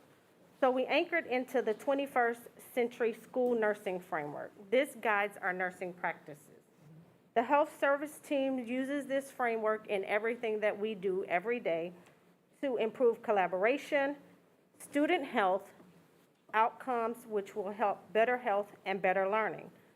This model is aligned with the whole school, whole community, whole child model. This framework allows nurses in our buildings to explain to our stakeholders what we do every day. I get a lot of questions about health services and about the department and how we run. In this framework, this is probably the best depiction, but it's a lot of words. There are 5 principles of nursing practice. Those 5 principles include standards of practice, care coordination, leadership, quality improvement, and community public health. The goal of this department is to plan, direct, and coordinate the student health needs throughout the public school system, and we anchor in all of these principles. This aligns with our KCKPS goals of positive community relations and partnerships, high-performing workforce, and safe and respectful learning environments. In these slides, I'm going to attempt to show you some of the things we've done in the district to ensure that under standards of practice, how we're aligning. We started and implemented a program with new nurses and our returning nurses of onboarding skills checkoffs. We implemented bi-monthly competency-based PD classes based on things that the nurses brought to us and said they needed to know more about to make them more efficient at their job. We reinforced the code of ethics to nurses for schools and let them know that as a school nurse, it's probably one of the trickiest jobs because you have to balance schools, your families, your teachers, and communication amongst all levels. We also are here a lot presenting and updating policies to you all for the district. As far as care coordination, it is important for the health services team to collaborate with all departments across the district. As a department, we are committed to district-wide training and collaboration. We have attended 504 trainings taught by Mr. Goheen. We work collaboratively with Dr. Lowry and the SPED department to complete IEP trainings to ensure that our nurses understand their expectations for documentation and how the entire process works. We've conducted several CPR trainings for staff in our transportation department, early childhood department, in our school buildings, and most recently at central office. School nurses provide acute and emergency care, treat and assess behavior and health concerns, connect students, families, and communities with resources to create care plans to take care of the whole child, whole student, and whole community.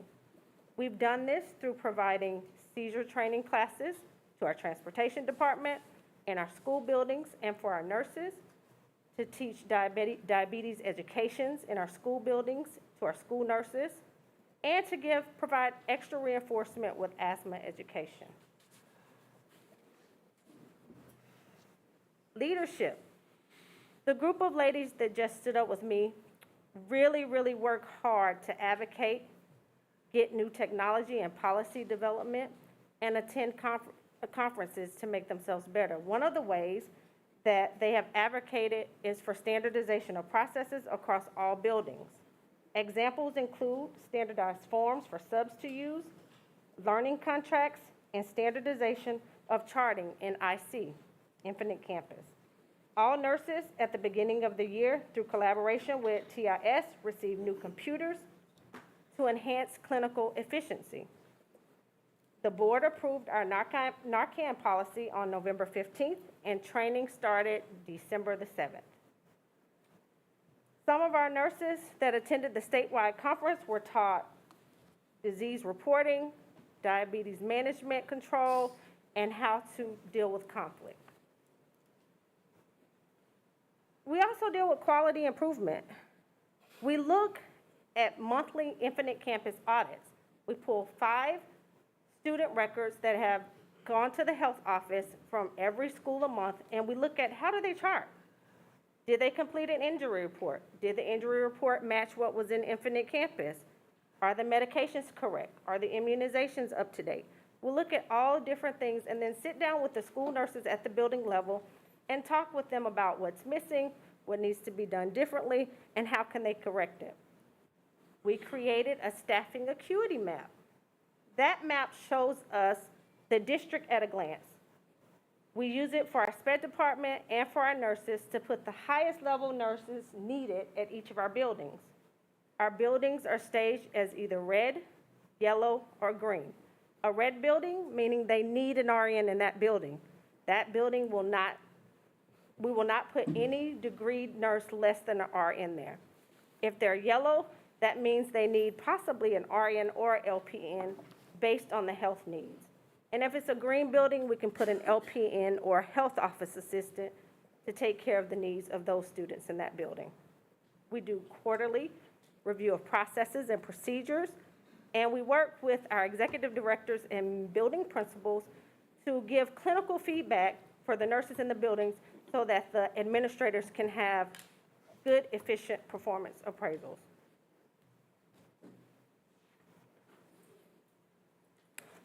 Our community partnerships, I listed 4 of them, and they're the 4 that we use the most. Number 1, the unified government. They work with us in many ways to provide COVID tests, immunizations for our students, and Narcan.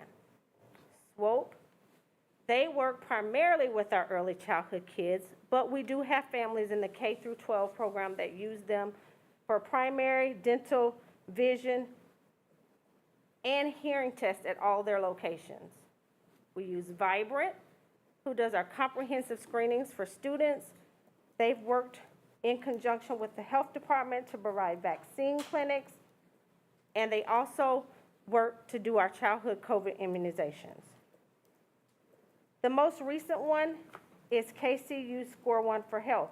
We've had this partnership with them for a long time, and we use them in our elementary schools, where there are a lot of hearing and vision tests that need to be done by state requirements. We partner with them to come into our elementary schools of greatest need, and they provide vouchers for glasses, they do health screenings, and vision screenings. Lastly, where do we want to go as a department? Our department plays an integral role in supporting student health and academic success. A few of our departmental goals and targets are as follows. It is imperative for us to create a 3-year strategic plan to guide us based on the NASN principles I just talked to you about. The plan will be inclusive of data, objectives, strategies, and action plans for programs. We will continue to review our professional development annually to ensure that it is based on the needs of the students in the district, as well as the relevant compliance training to enhance the level of professional knowledge and skills for our staff. Lastly, while increasing collaboration with our community partners, we will provide health education through data collection, outreach and support, educational programs, which will lead to better care coordination and quality improvement. Do you have any questions? Thank you, Ms. Lewis, for the information. Would open up the floor for questions from the board. Ms. Page. Yeah, in regard to contact tracing, are we going to hire, I saw on the HR report, I think one person either resigned or quit or something. Do we still have contact tracers? In lieu of, when you look at the map that they have coming out this past week, we're in the metropolitan area, we're all in the yellow. So will we go back to tracing just to see how we're doing, or what is the public health department saying, or what direction are we going? So we adopted our policy beginning of August. We do not do contact tracing. We do contract investigations. So basically, if you were to become positive, we would send out a letter to those folks that are in district that you may have exposed. It would not say that it was you that was positive, but it would be a blanket letter, and we work with communications to send that out. Okay, and what about with the flu? Do we let, if there's a sizable number, reach out to families to say, be careful, beware, do something? So the flu is tricky because they don't always tell us. State mandates that if there is a positive flu test, you have to be out 5 days from the date of that positive test. They tell you when you go to the doctor. In the event that we see any school or any classroom with a large absentee rate, I personally am in contact with operations to get deep cleaning in those buildings, and we decide together if we're going to send out with the building administrator something blanket to the schools to say, hey, there's an increase in illness, please watch out for this by the following: washing your hands, keep your child home when they're sick, don't bring them if they have a fever, things like that. But we don't necessarily send something saying, Miss Page had flu, everybody else needs to, you know what I mean? Like, we have to de-identify. Okay. And thank you and your staff, because it looks good to see that we do have enough nurses in our building and our kids are getting the best care possible, because we want to make sure that everybody's okay. Thank you. So again, It's thank you. Thank you, Ms. Page. Ms. Clark. I do have a question. As we get ready to move into the handbook and our students, I can't help but to think about the definition of sick in today's day and age. And so it makes me wonder, and I'm going to try to ask this question as best as possible, what support do you need as we are going back to the handbook and policy? Because sick is not just I have the flu, sick is not just I have COVID. There are so many definitions of sick when we think about our students and the different things that they're experiencing in their lives. And so I'm curious on, and you don't have to answer this today, what support do you need? What policies do we need to be thinking about to be able to support you and your staff? Because you spoke on some of the things that we have had to approve because of the different things that our students and our community are experiencing. So I think Dr. Wilson and I talk a lot. You'll see a change in the shift, at least from health services, from some of the things that I list as sick. there will be, and I'm not sure, I'm not sure if it's in this read, but there is a list of different checklists of things, like if they're experiencing illness or if they're experiencing some type of trauma that we need to know about, let us know how to reach out to me, how to reach out to the team. As we come across those things, looking at the social determinants of health of our district, we kind of have a pulse on it, and we're really trying to be intentional about that work.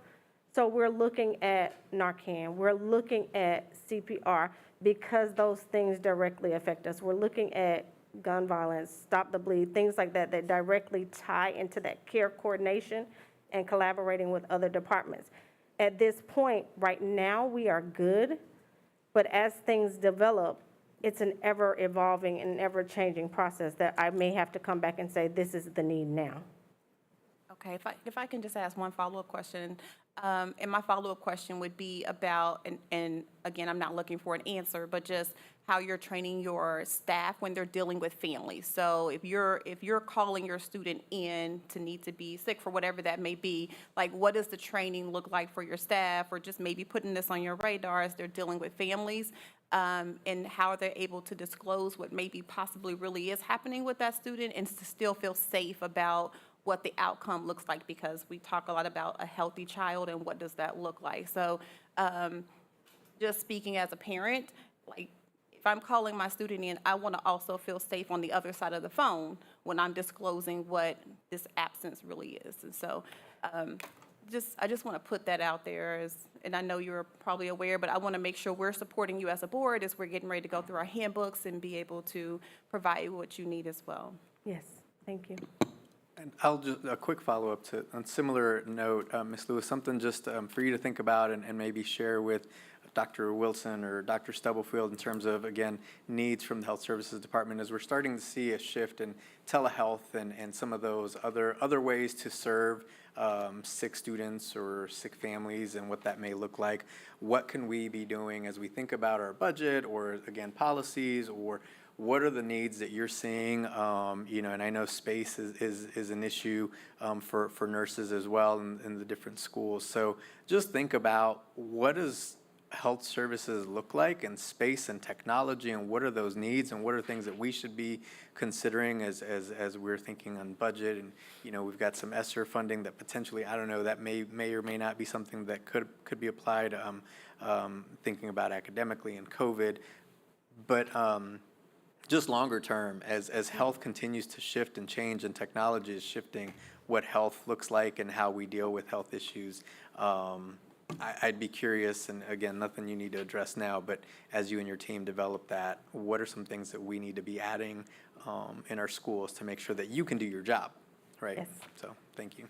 I will, just in regard to budget, not to dive in it tonight, there are several positions currently that are funded with ESSER funds, and as we start to look at what we will build into the budget long-term and that kind of thing, but that will expire September 2024. But we can bring that to the Finance Committee so that we can see the positions that are funded with ESSERs currently. Thank you. Yeah, again, technology uses, like, do you all have what you need as you're seeing a sick kid and you need to reach out, or, I'd be curious, what does that look like moving forward? So, Ms. Russell.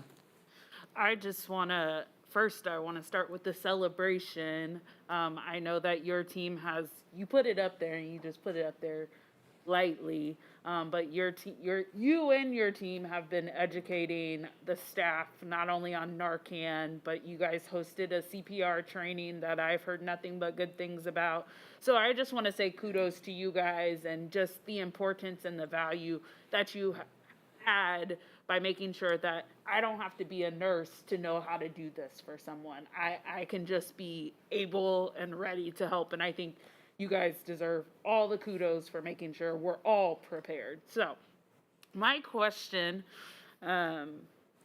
which may not be your department thing, but as we're talking about health services and what a sick day is for some students, because sometimes we hear, oh, my child's sick, and it's like, oh, talk to the nurse, and it's like, that's not really sick. Do we still offer mental health services? Where does that fall? I know we had a previous MOU with PACES, but like, do we still offer our site-based mental health services? Dr. Yes. Wilson is shaking his head And yes, so I'll say yes. Whose hat carries that? Dr. Wilson's, and then Tracy Chauvin, and then there's also Angela Dunn that's over the social work. But he can come in and talk more specifically about that. Yes, I wear that hat. Okay. Just kidding.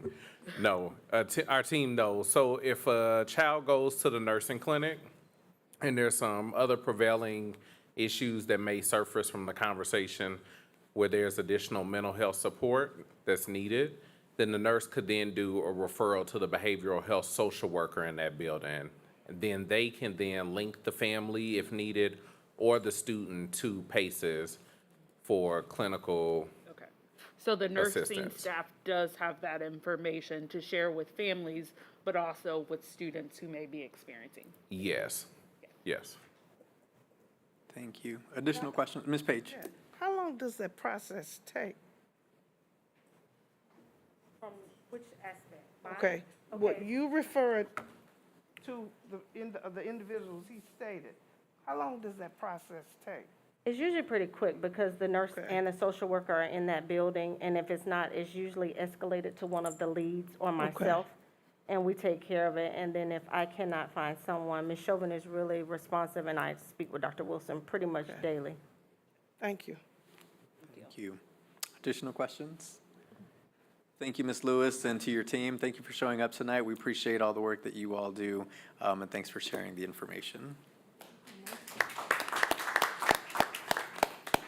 We're going to take a quick 7-minute recess before we continue on with our agenda. So let's take a quick recess. Thank you.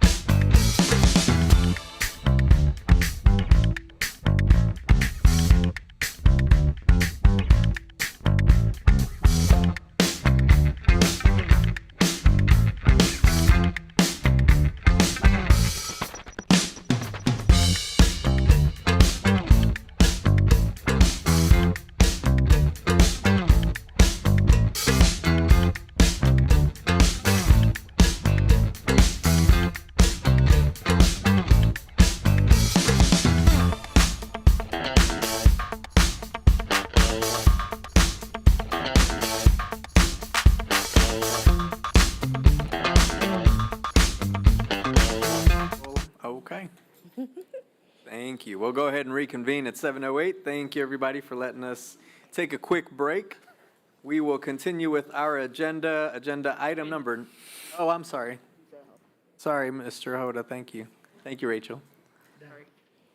Ready, okay. Now we can continue on with our agenda. Thank you for allowing us a quick moment to break. And again, thank you, Ms. Lewis, to you and your department for the report. Would entertain a motion to accept the department report as submitted by Ms. Tiffany Lewis and recommended by Dr. Anna Stubblefield. So moved. Second. Moved and seconded. Any questions or discussion? Ms. Smith, roll call, please. Yolanda Clark, Yolanda Clark, yes. Maxine Drew, Maxine Drew, yes. Janie Humphries, Janie, yes. Randy Lopez, Randy Lopez, yes. Wanda Brownlee Page, Wanda Brownlee Page, yes. Rachel Russell, Rachel Russell, yes. Dr. Nguyen. Yes. Thank you. Motion carries. Thank you. Our next agenda item is a report from the Diploma Plus program. So I would invite Dr. Danita Flores to the podium as we receive our report. Thank you for joining us. Good evening. Try, it's low.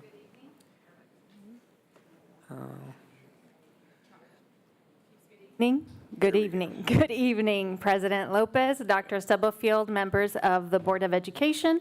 My name is Dr. Danita Fernandez Flores, Director of Diploma Plus College and Career Readiness. I'm here today to present 3 items: the high school graduation rate over 10 years, as well as rates associated with our International Baccalaureate program at Sumner, and I will wrap up with Diploma Plus program progress for this school year. So what you see here is a chart that describes the graduation rate for the cohorts over 10 years, and it's compared to that line that you see, which is the average over the 10 years. In the subsequent slides, what you are able to note is the disaggregated data for different groups. And in the box, what you see is the difference between the graduation rate of 2015 compared to 2021. So as you navigate those slides, you're going to see the different groups that were pulled for your information. I will now proceed to the data associated with Sumner Academy.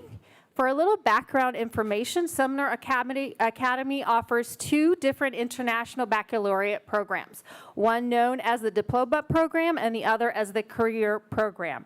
On the right side of the slide, what you see is a portion of the requirements associated with those programs. So you can refer to this slide as we look at the rates of students attaining those diploma programs.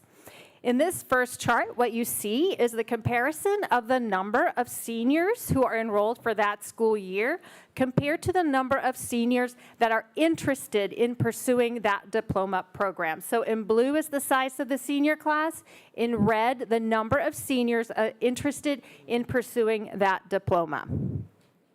In this slide, what you see is the number of seniors interested in that diploma compared to the number of seniors who attained that diploma. And our students attain the diploma by completing the academic coursework, assessments, and projects associated with the program.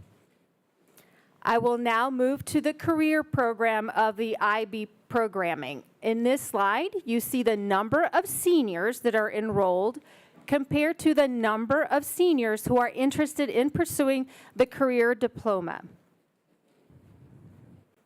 And in the following slide, you see the comparison of the students who are pursuing that diploma in green, and in yellow, the number of students who attained that diploma, again, by completing the academic requirements, assessments, and projects associated with that diploma. I will now move to Diploma Plus progress for this school year. Diploma Plus programming is a continuum that begins in the elementary schools and proceeds through high school. And what you see in this slide is some of the goals of our department for the elementary program for this school year. And I am able to report on the progress to goals for some of our areas. The Connector is a web-based system that we have that brings career speakers into the classroom via Zoom. And our goal is to ensure that every elementary principal, every elementary teacher brings into their classroom a career speaker that connects to some content that they are presenting. And as you can see, we have 390 elementary teachers out of 466 out of presenting a career speaker, which means we've touched 7,959 students as of November 30th. In the next slide, you see our rate of participating in real-world learning experience for the entire school year. We have an experience at 5th grade that we've had for a long time, a partnership with Holland 1916. We discovered that approximately 70% of our 5th graders are able to attend that experience. And for this school year, we wanted to make sure 100% of our 5th graders had some sort of experience. So we expanded programming to be able to meet that goal. We also decided to expand this school year experiences for 4th grade because we have to build systems, structures, budgeting, which includes also bus transportation. We set our goal at 50% for 4th graders for this year as we prepare to be able to expand that experience for our 4th graders. So in this slide, you see progress to that goal for the school year.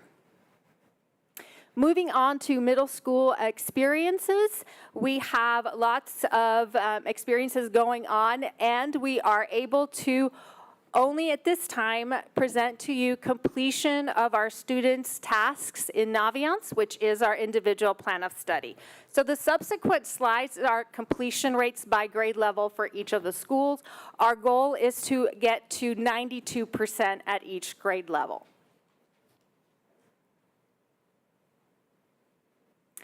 I will now move to the high school portion of the Diploma Plus programming.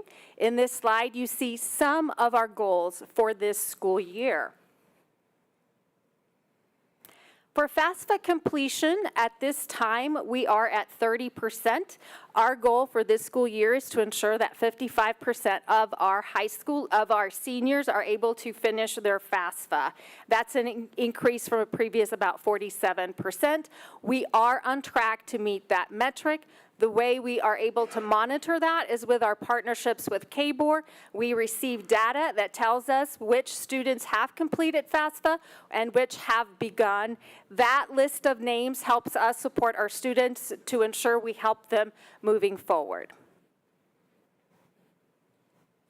In the following slides, you will also going to see the Naviance completion rates for our high school students by grade level. Again, these Goals for us is 92%.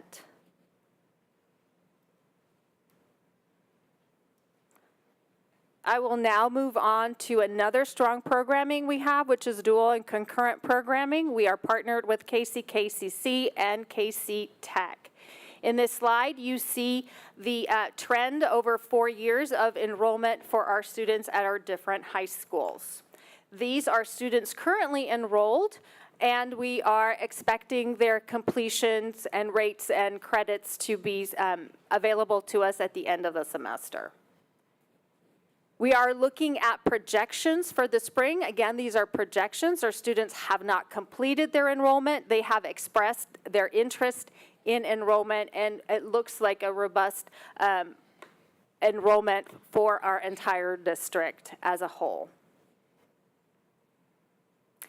We are known for our scholarship initiative. We continue to meet and exceed scholarship offers for our students, as well as our college fair was very successful this year, where we bring our post-secondary institutions to meet our students, and we are able to bring all of our students, at least those in attendance that day, for this experience.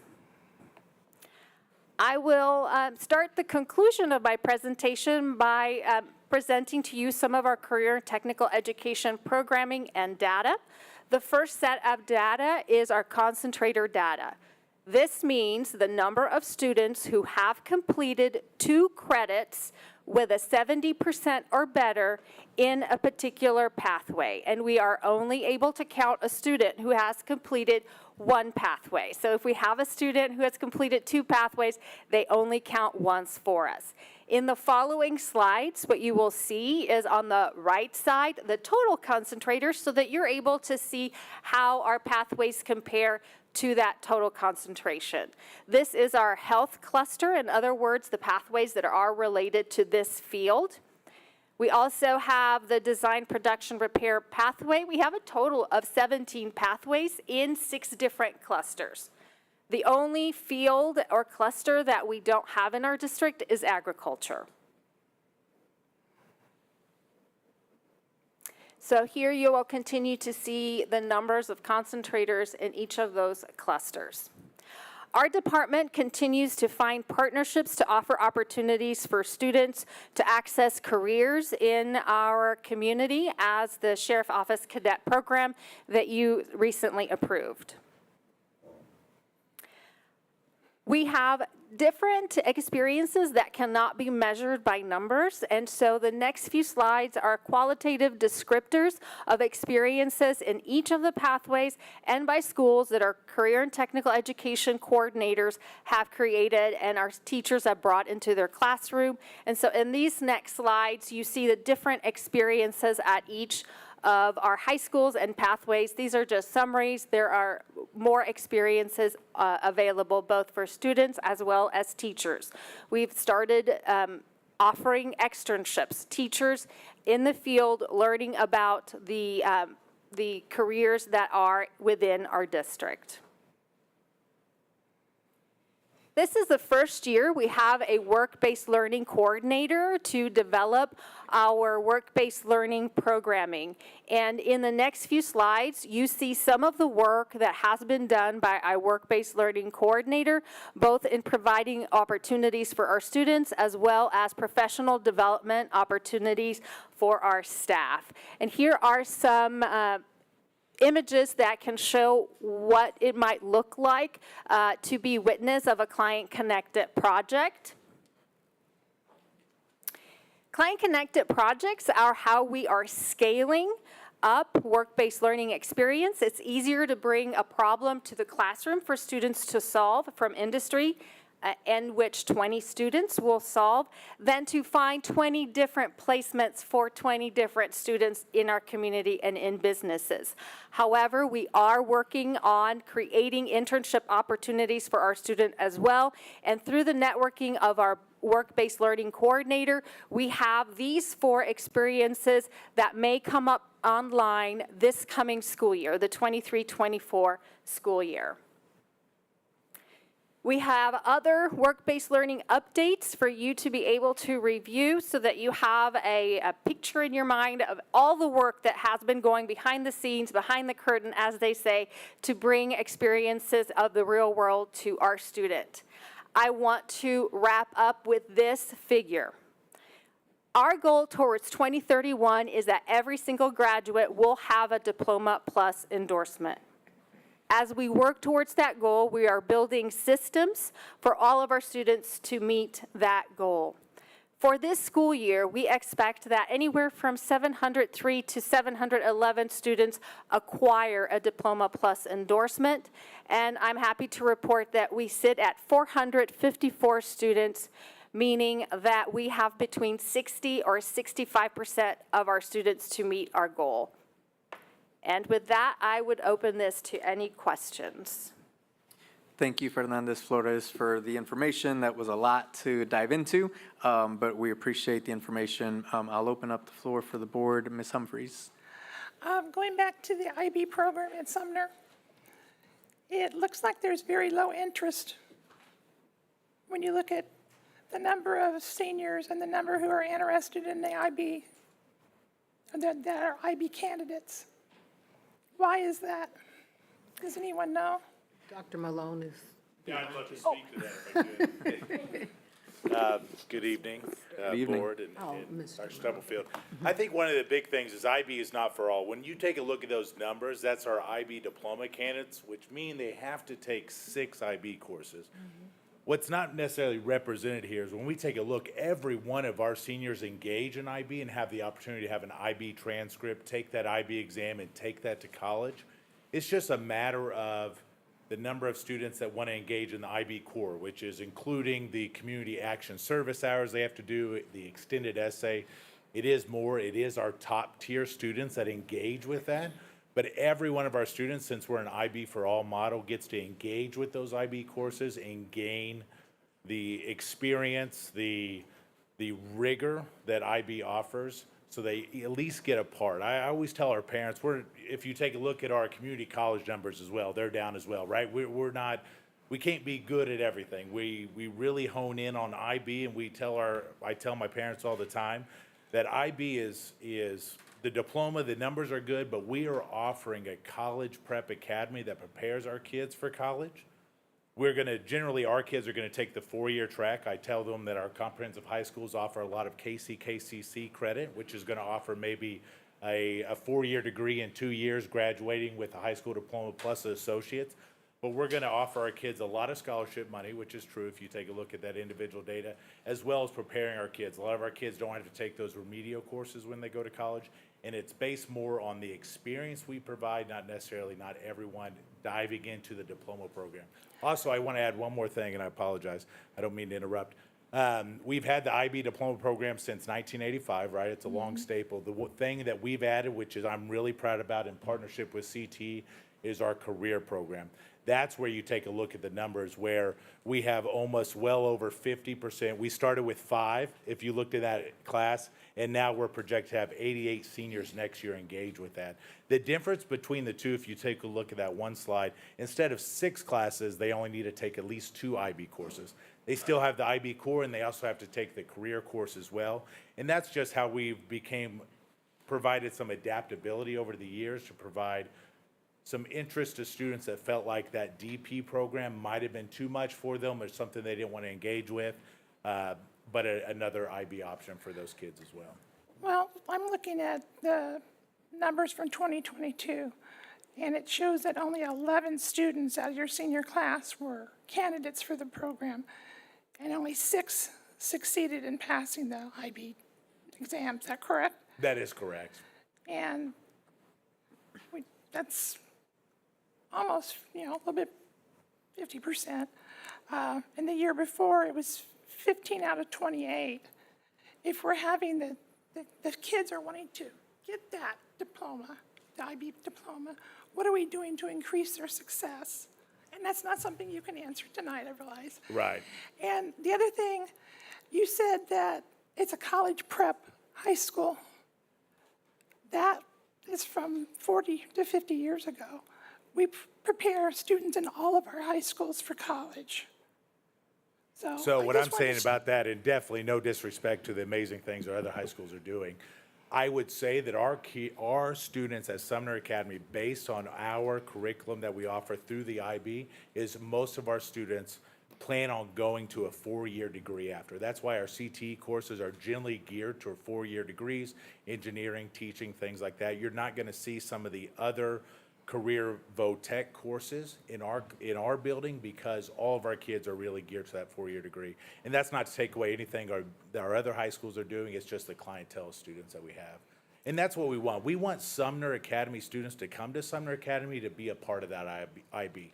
We probably need to get better at continuing to go into our middle schools and say what Sumner is. They hear about Sumner being the #1 school in Kansas, the top school in the nation, but really what makes it? It's that IB program is why we get a lot of the accolades that we do, but making sure our students understand when they have the commitment to come to Sumner Academy, it's because they're going to be a part of the IB program.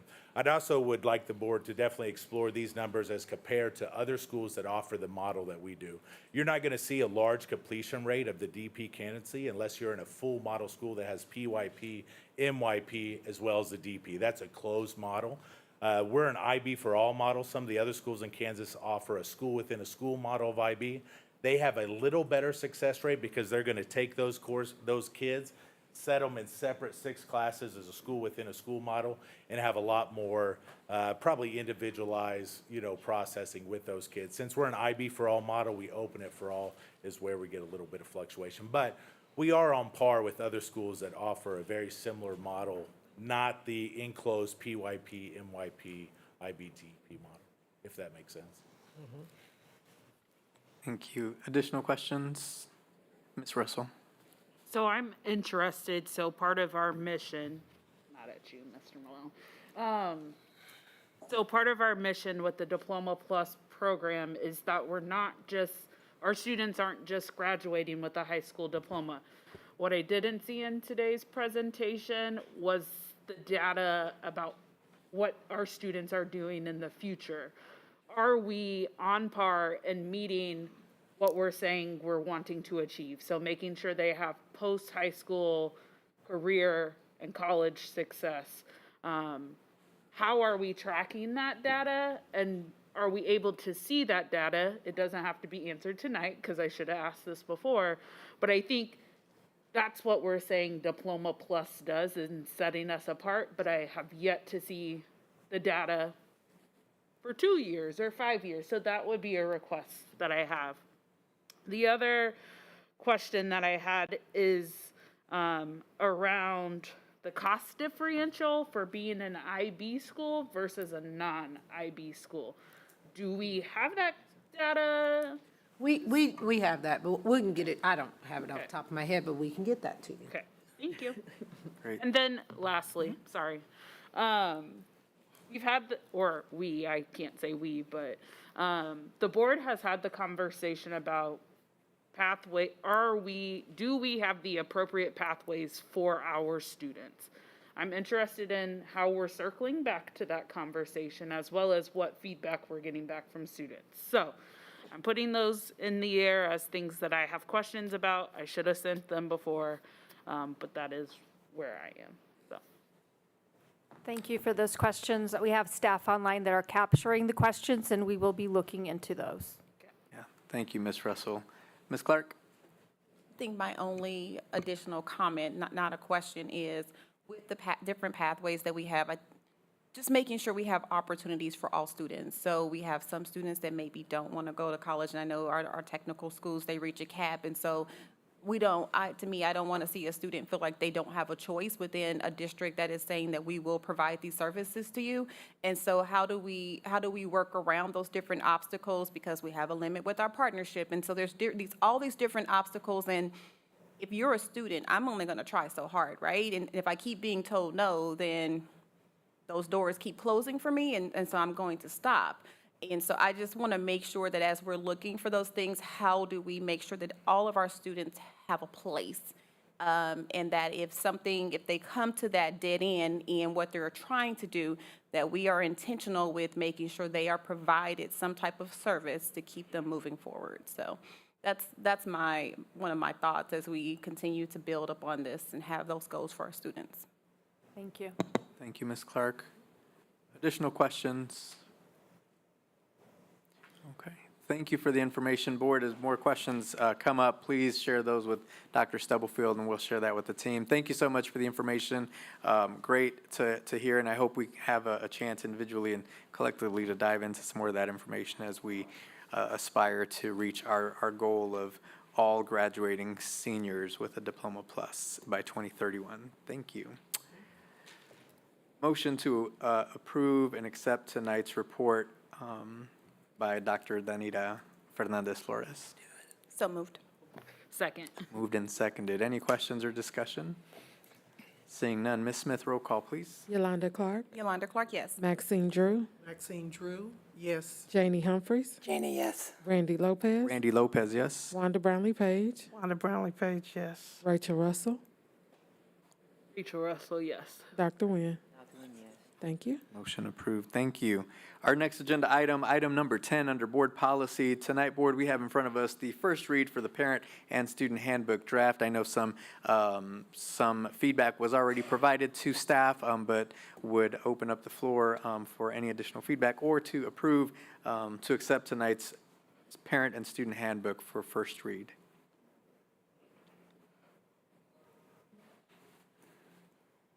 So Need a moved. motion, second. There's a motion and a second to accept as a first read the Student Handbook, Parent and Student Handbook. Any questions or comments tonight to give to staff? Seeing none, please make sure you share some if there are any additional. Send that feedback to Dr. Stubblefield. Ms. Smith, roll call, please. Yolanda Clark, Yolanda Clark, yes. Maxine Drew, Maxine Drew, yes. Janie Humphries, Janie Humphries, yes. Randy Lopez, Randy Lopez, yes. Wanda Brownlee Page, Wanda Brownlee Page, yes. Rachel Russell, Rachel Russell, yes. Dr. Nguyen. Thank you. Motion carries. Thank you. Now, it's on our agenda, time for executive session. Dr. Stubblefield, if you want to dismiss any staff who were not a part of session? Staff, with the exception of Mr. Lilly, Chief Nicholson, Dr. Campbell, and Tammy Devon, can be excused. Thank you, staff, for all of your work tonight. Have a great holiday if we do not see you prior to the end of the semester.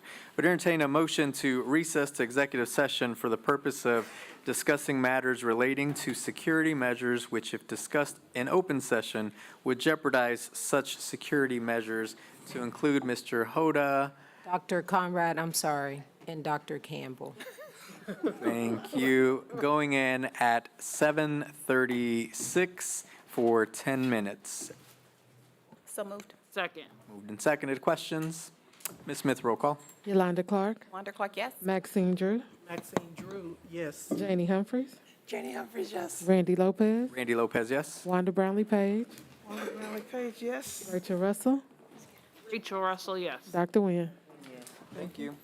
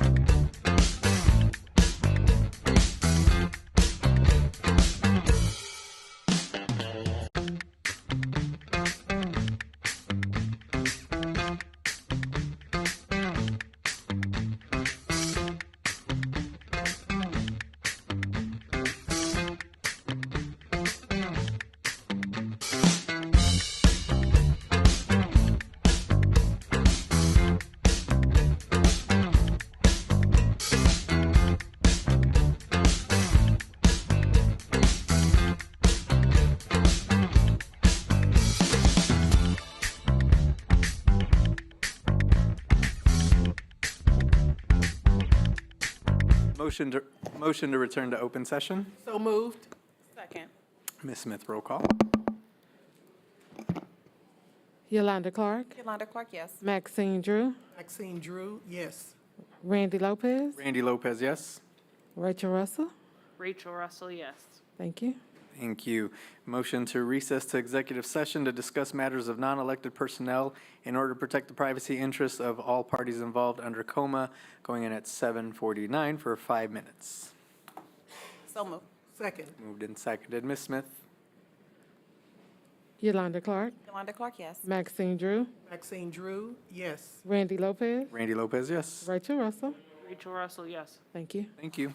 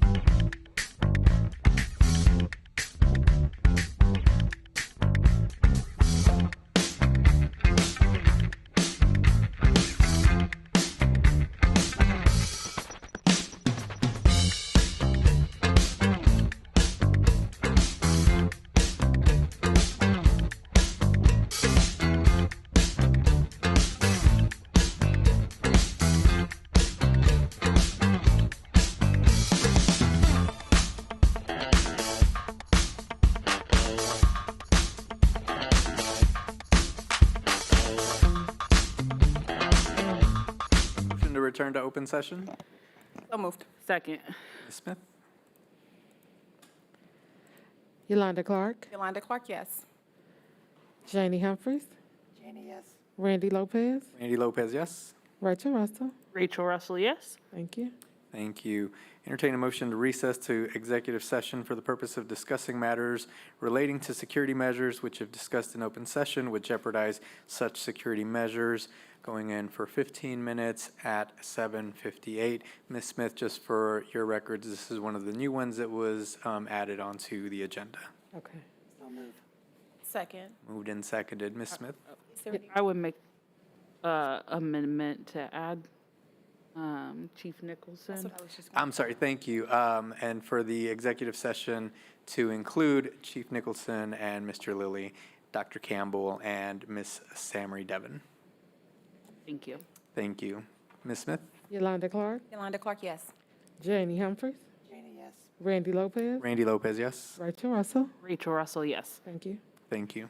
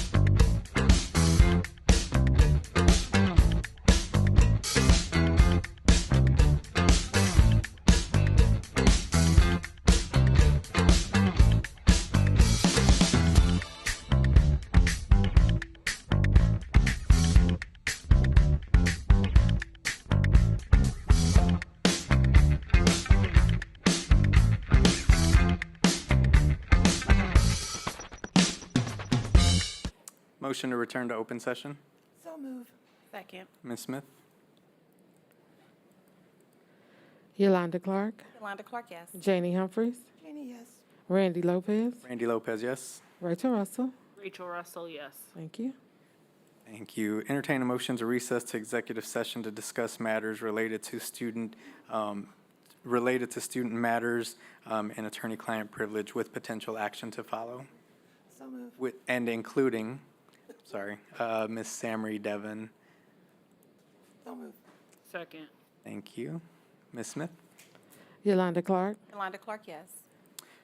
Janie Humphries, Janie, yes. Randy Lopez, Randy Lopez, yes. Rachel Russell. Rachel Russell, yes. Thank you. Thank you. 5 minutes.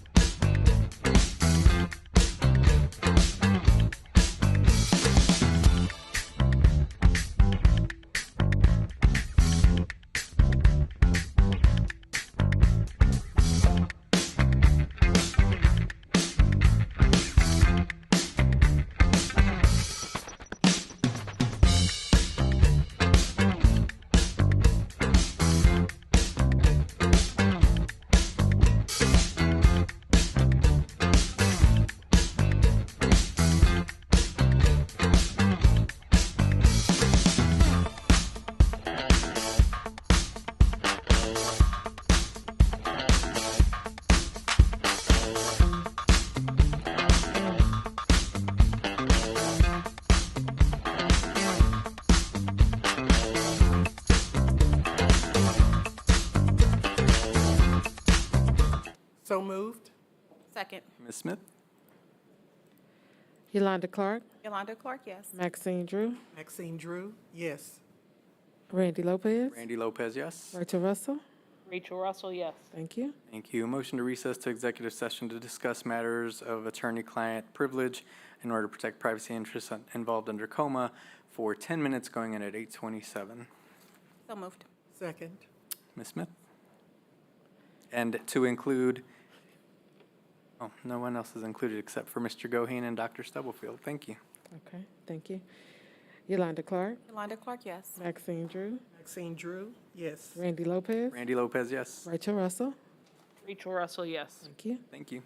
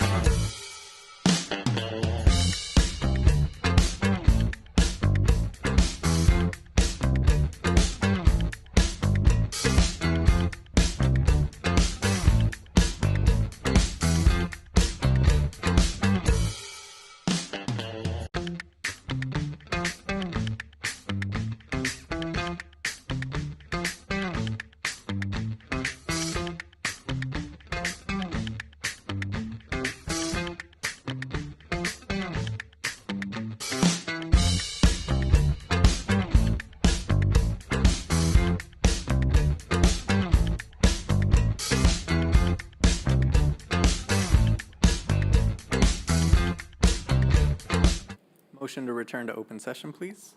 So moved. Second. Ms. Smith? Yolanda Clark, Yolanda Clark, yes. Janie Humphries, Janie, yes. Randy Lopez, Randy Lopez, yes. Rachel Russell. Rachel Russell, yes. Thank you. Thank you. Motion to recess to executive session to discuss the superintendent evaluation pursuant to non-elected personnel, exception to the coma, going in at 8:42 for 7 minutes. So moved. Second. Ms. Smith? Yolanda Clark, Yolanda Clark, yes. Janie Humphries, Janie, yes. Randy Lopez, Randy, yes. Rachel Russell. Rachel Russell, yes. Thank you. Thank you.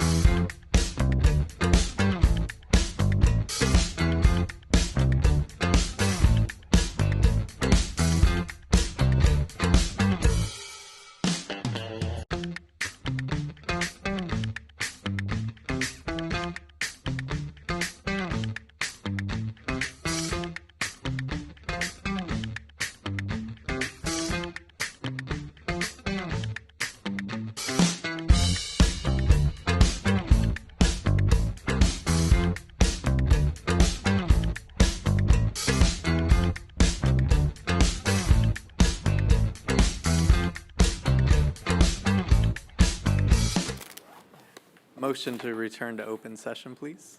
So moved. Second. Thank you. Ms. Smith? Yolanda Clark, Yolanda Clark, yes. Maxine Drew, Maxine Drew, yes. Randy Lopez, Randy Lopez, yes. Rachel Russell. Rachel Russell, yes. Thank you. Thank you. Motion to extend executive session for 10 minutes. Moved. Second, sorry. And seconded. Ms. Smith? Yolanda Clark, Yolanda Clark, yes. Maxine Drew, Maxine Drew, yes. Randy Lopez, Randy Lopez, yes. Rachel Russell. Rachel Russell, yes. Thank you. Thank you.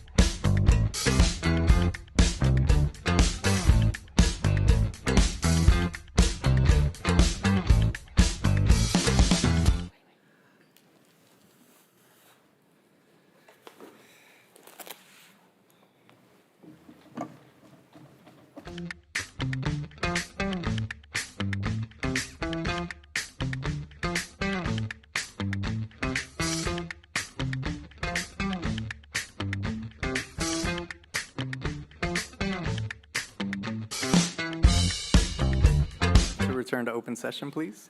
So moved. Second. And seconded, Ms. Smith. Yolanda Clark, Yolanda Clark, yes. Maxine Drew, Maxine Drew, yes. Janie Humphries, Janie Humphries, yes. Randy Lopez, Randy Lopez, yes. Wanda Brownlee Page, Wanda Brownlee Page, yes. Rachel Russell. Dr. Nguyen. Thank you. Thank you. Entertain a motion to approve the hearing officer's report. So moved. Second. Questions or discussion? Ms. Smith, roll call. Yolanda Clark, Yolanda Clark, yes. Maxine Drew, Maxine Drew, yes. Janie Humphries, Janie Humphries, yes. Randy Lopez, Randy Lopez, yes. Wanda Brownlee Page, Wanda Brownlee Page, yes. Rachel Russell, Rachel Russell, yes. Dr. Nguyen. Win, yes. Thank you. All right. Thank you, everybody. Thank you, board and staff, Dr. Stubblefield, and all for today's meeting. Have a great holiday. I know we have.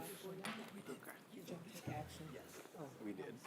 I know we have a community forum this Saturday, so hope to see many of you there. And then look for an email from Leslie regarding some upcoming dates in the coming year. Otherwise, if I don't see you, have a great holiday, everybody. This meeting And is it's adjourned. Piper tomorrow, right? Yes, the legislative breakfast tomorrow at Piper, yes. And if you need that information, we'll get it to you. Thank you. This meeting's adjourned. 8:30. It's at their CTE, in their CTE.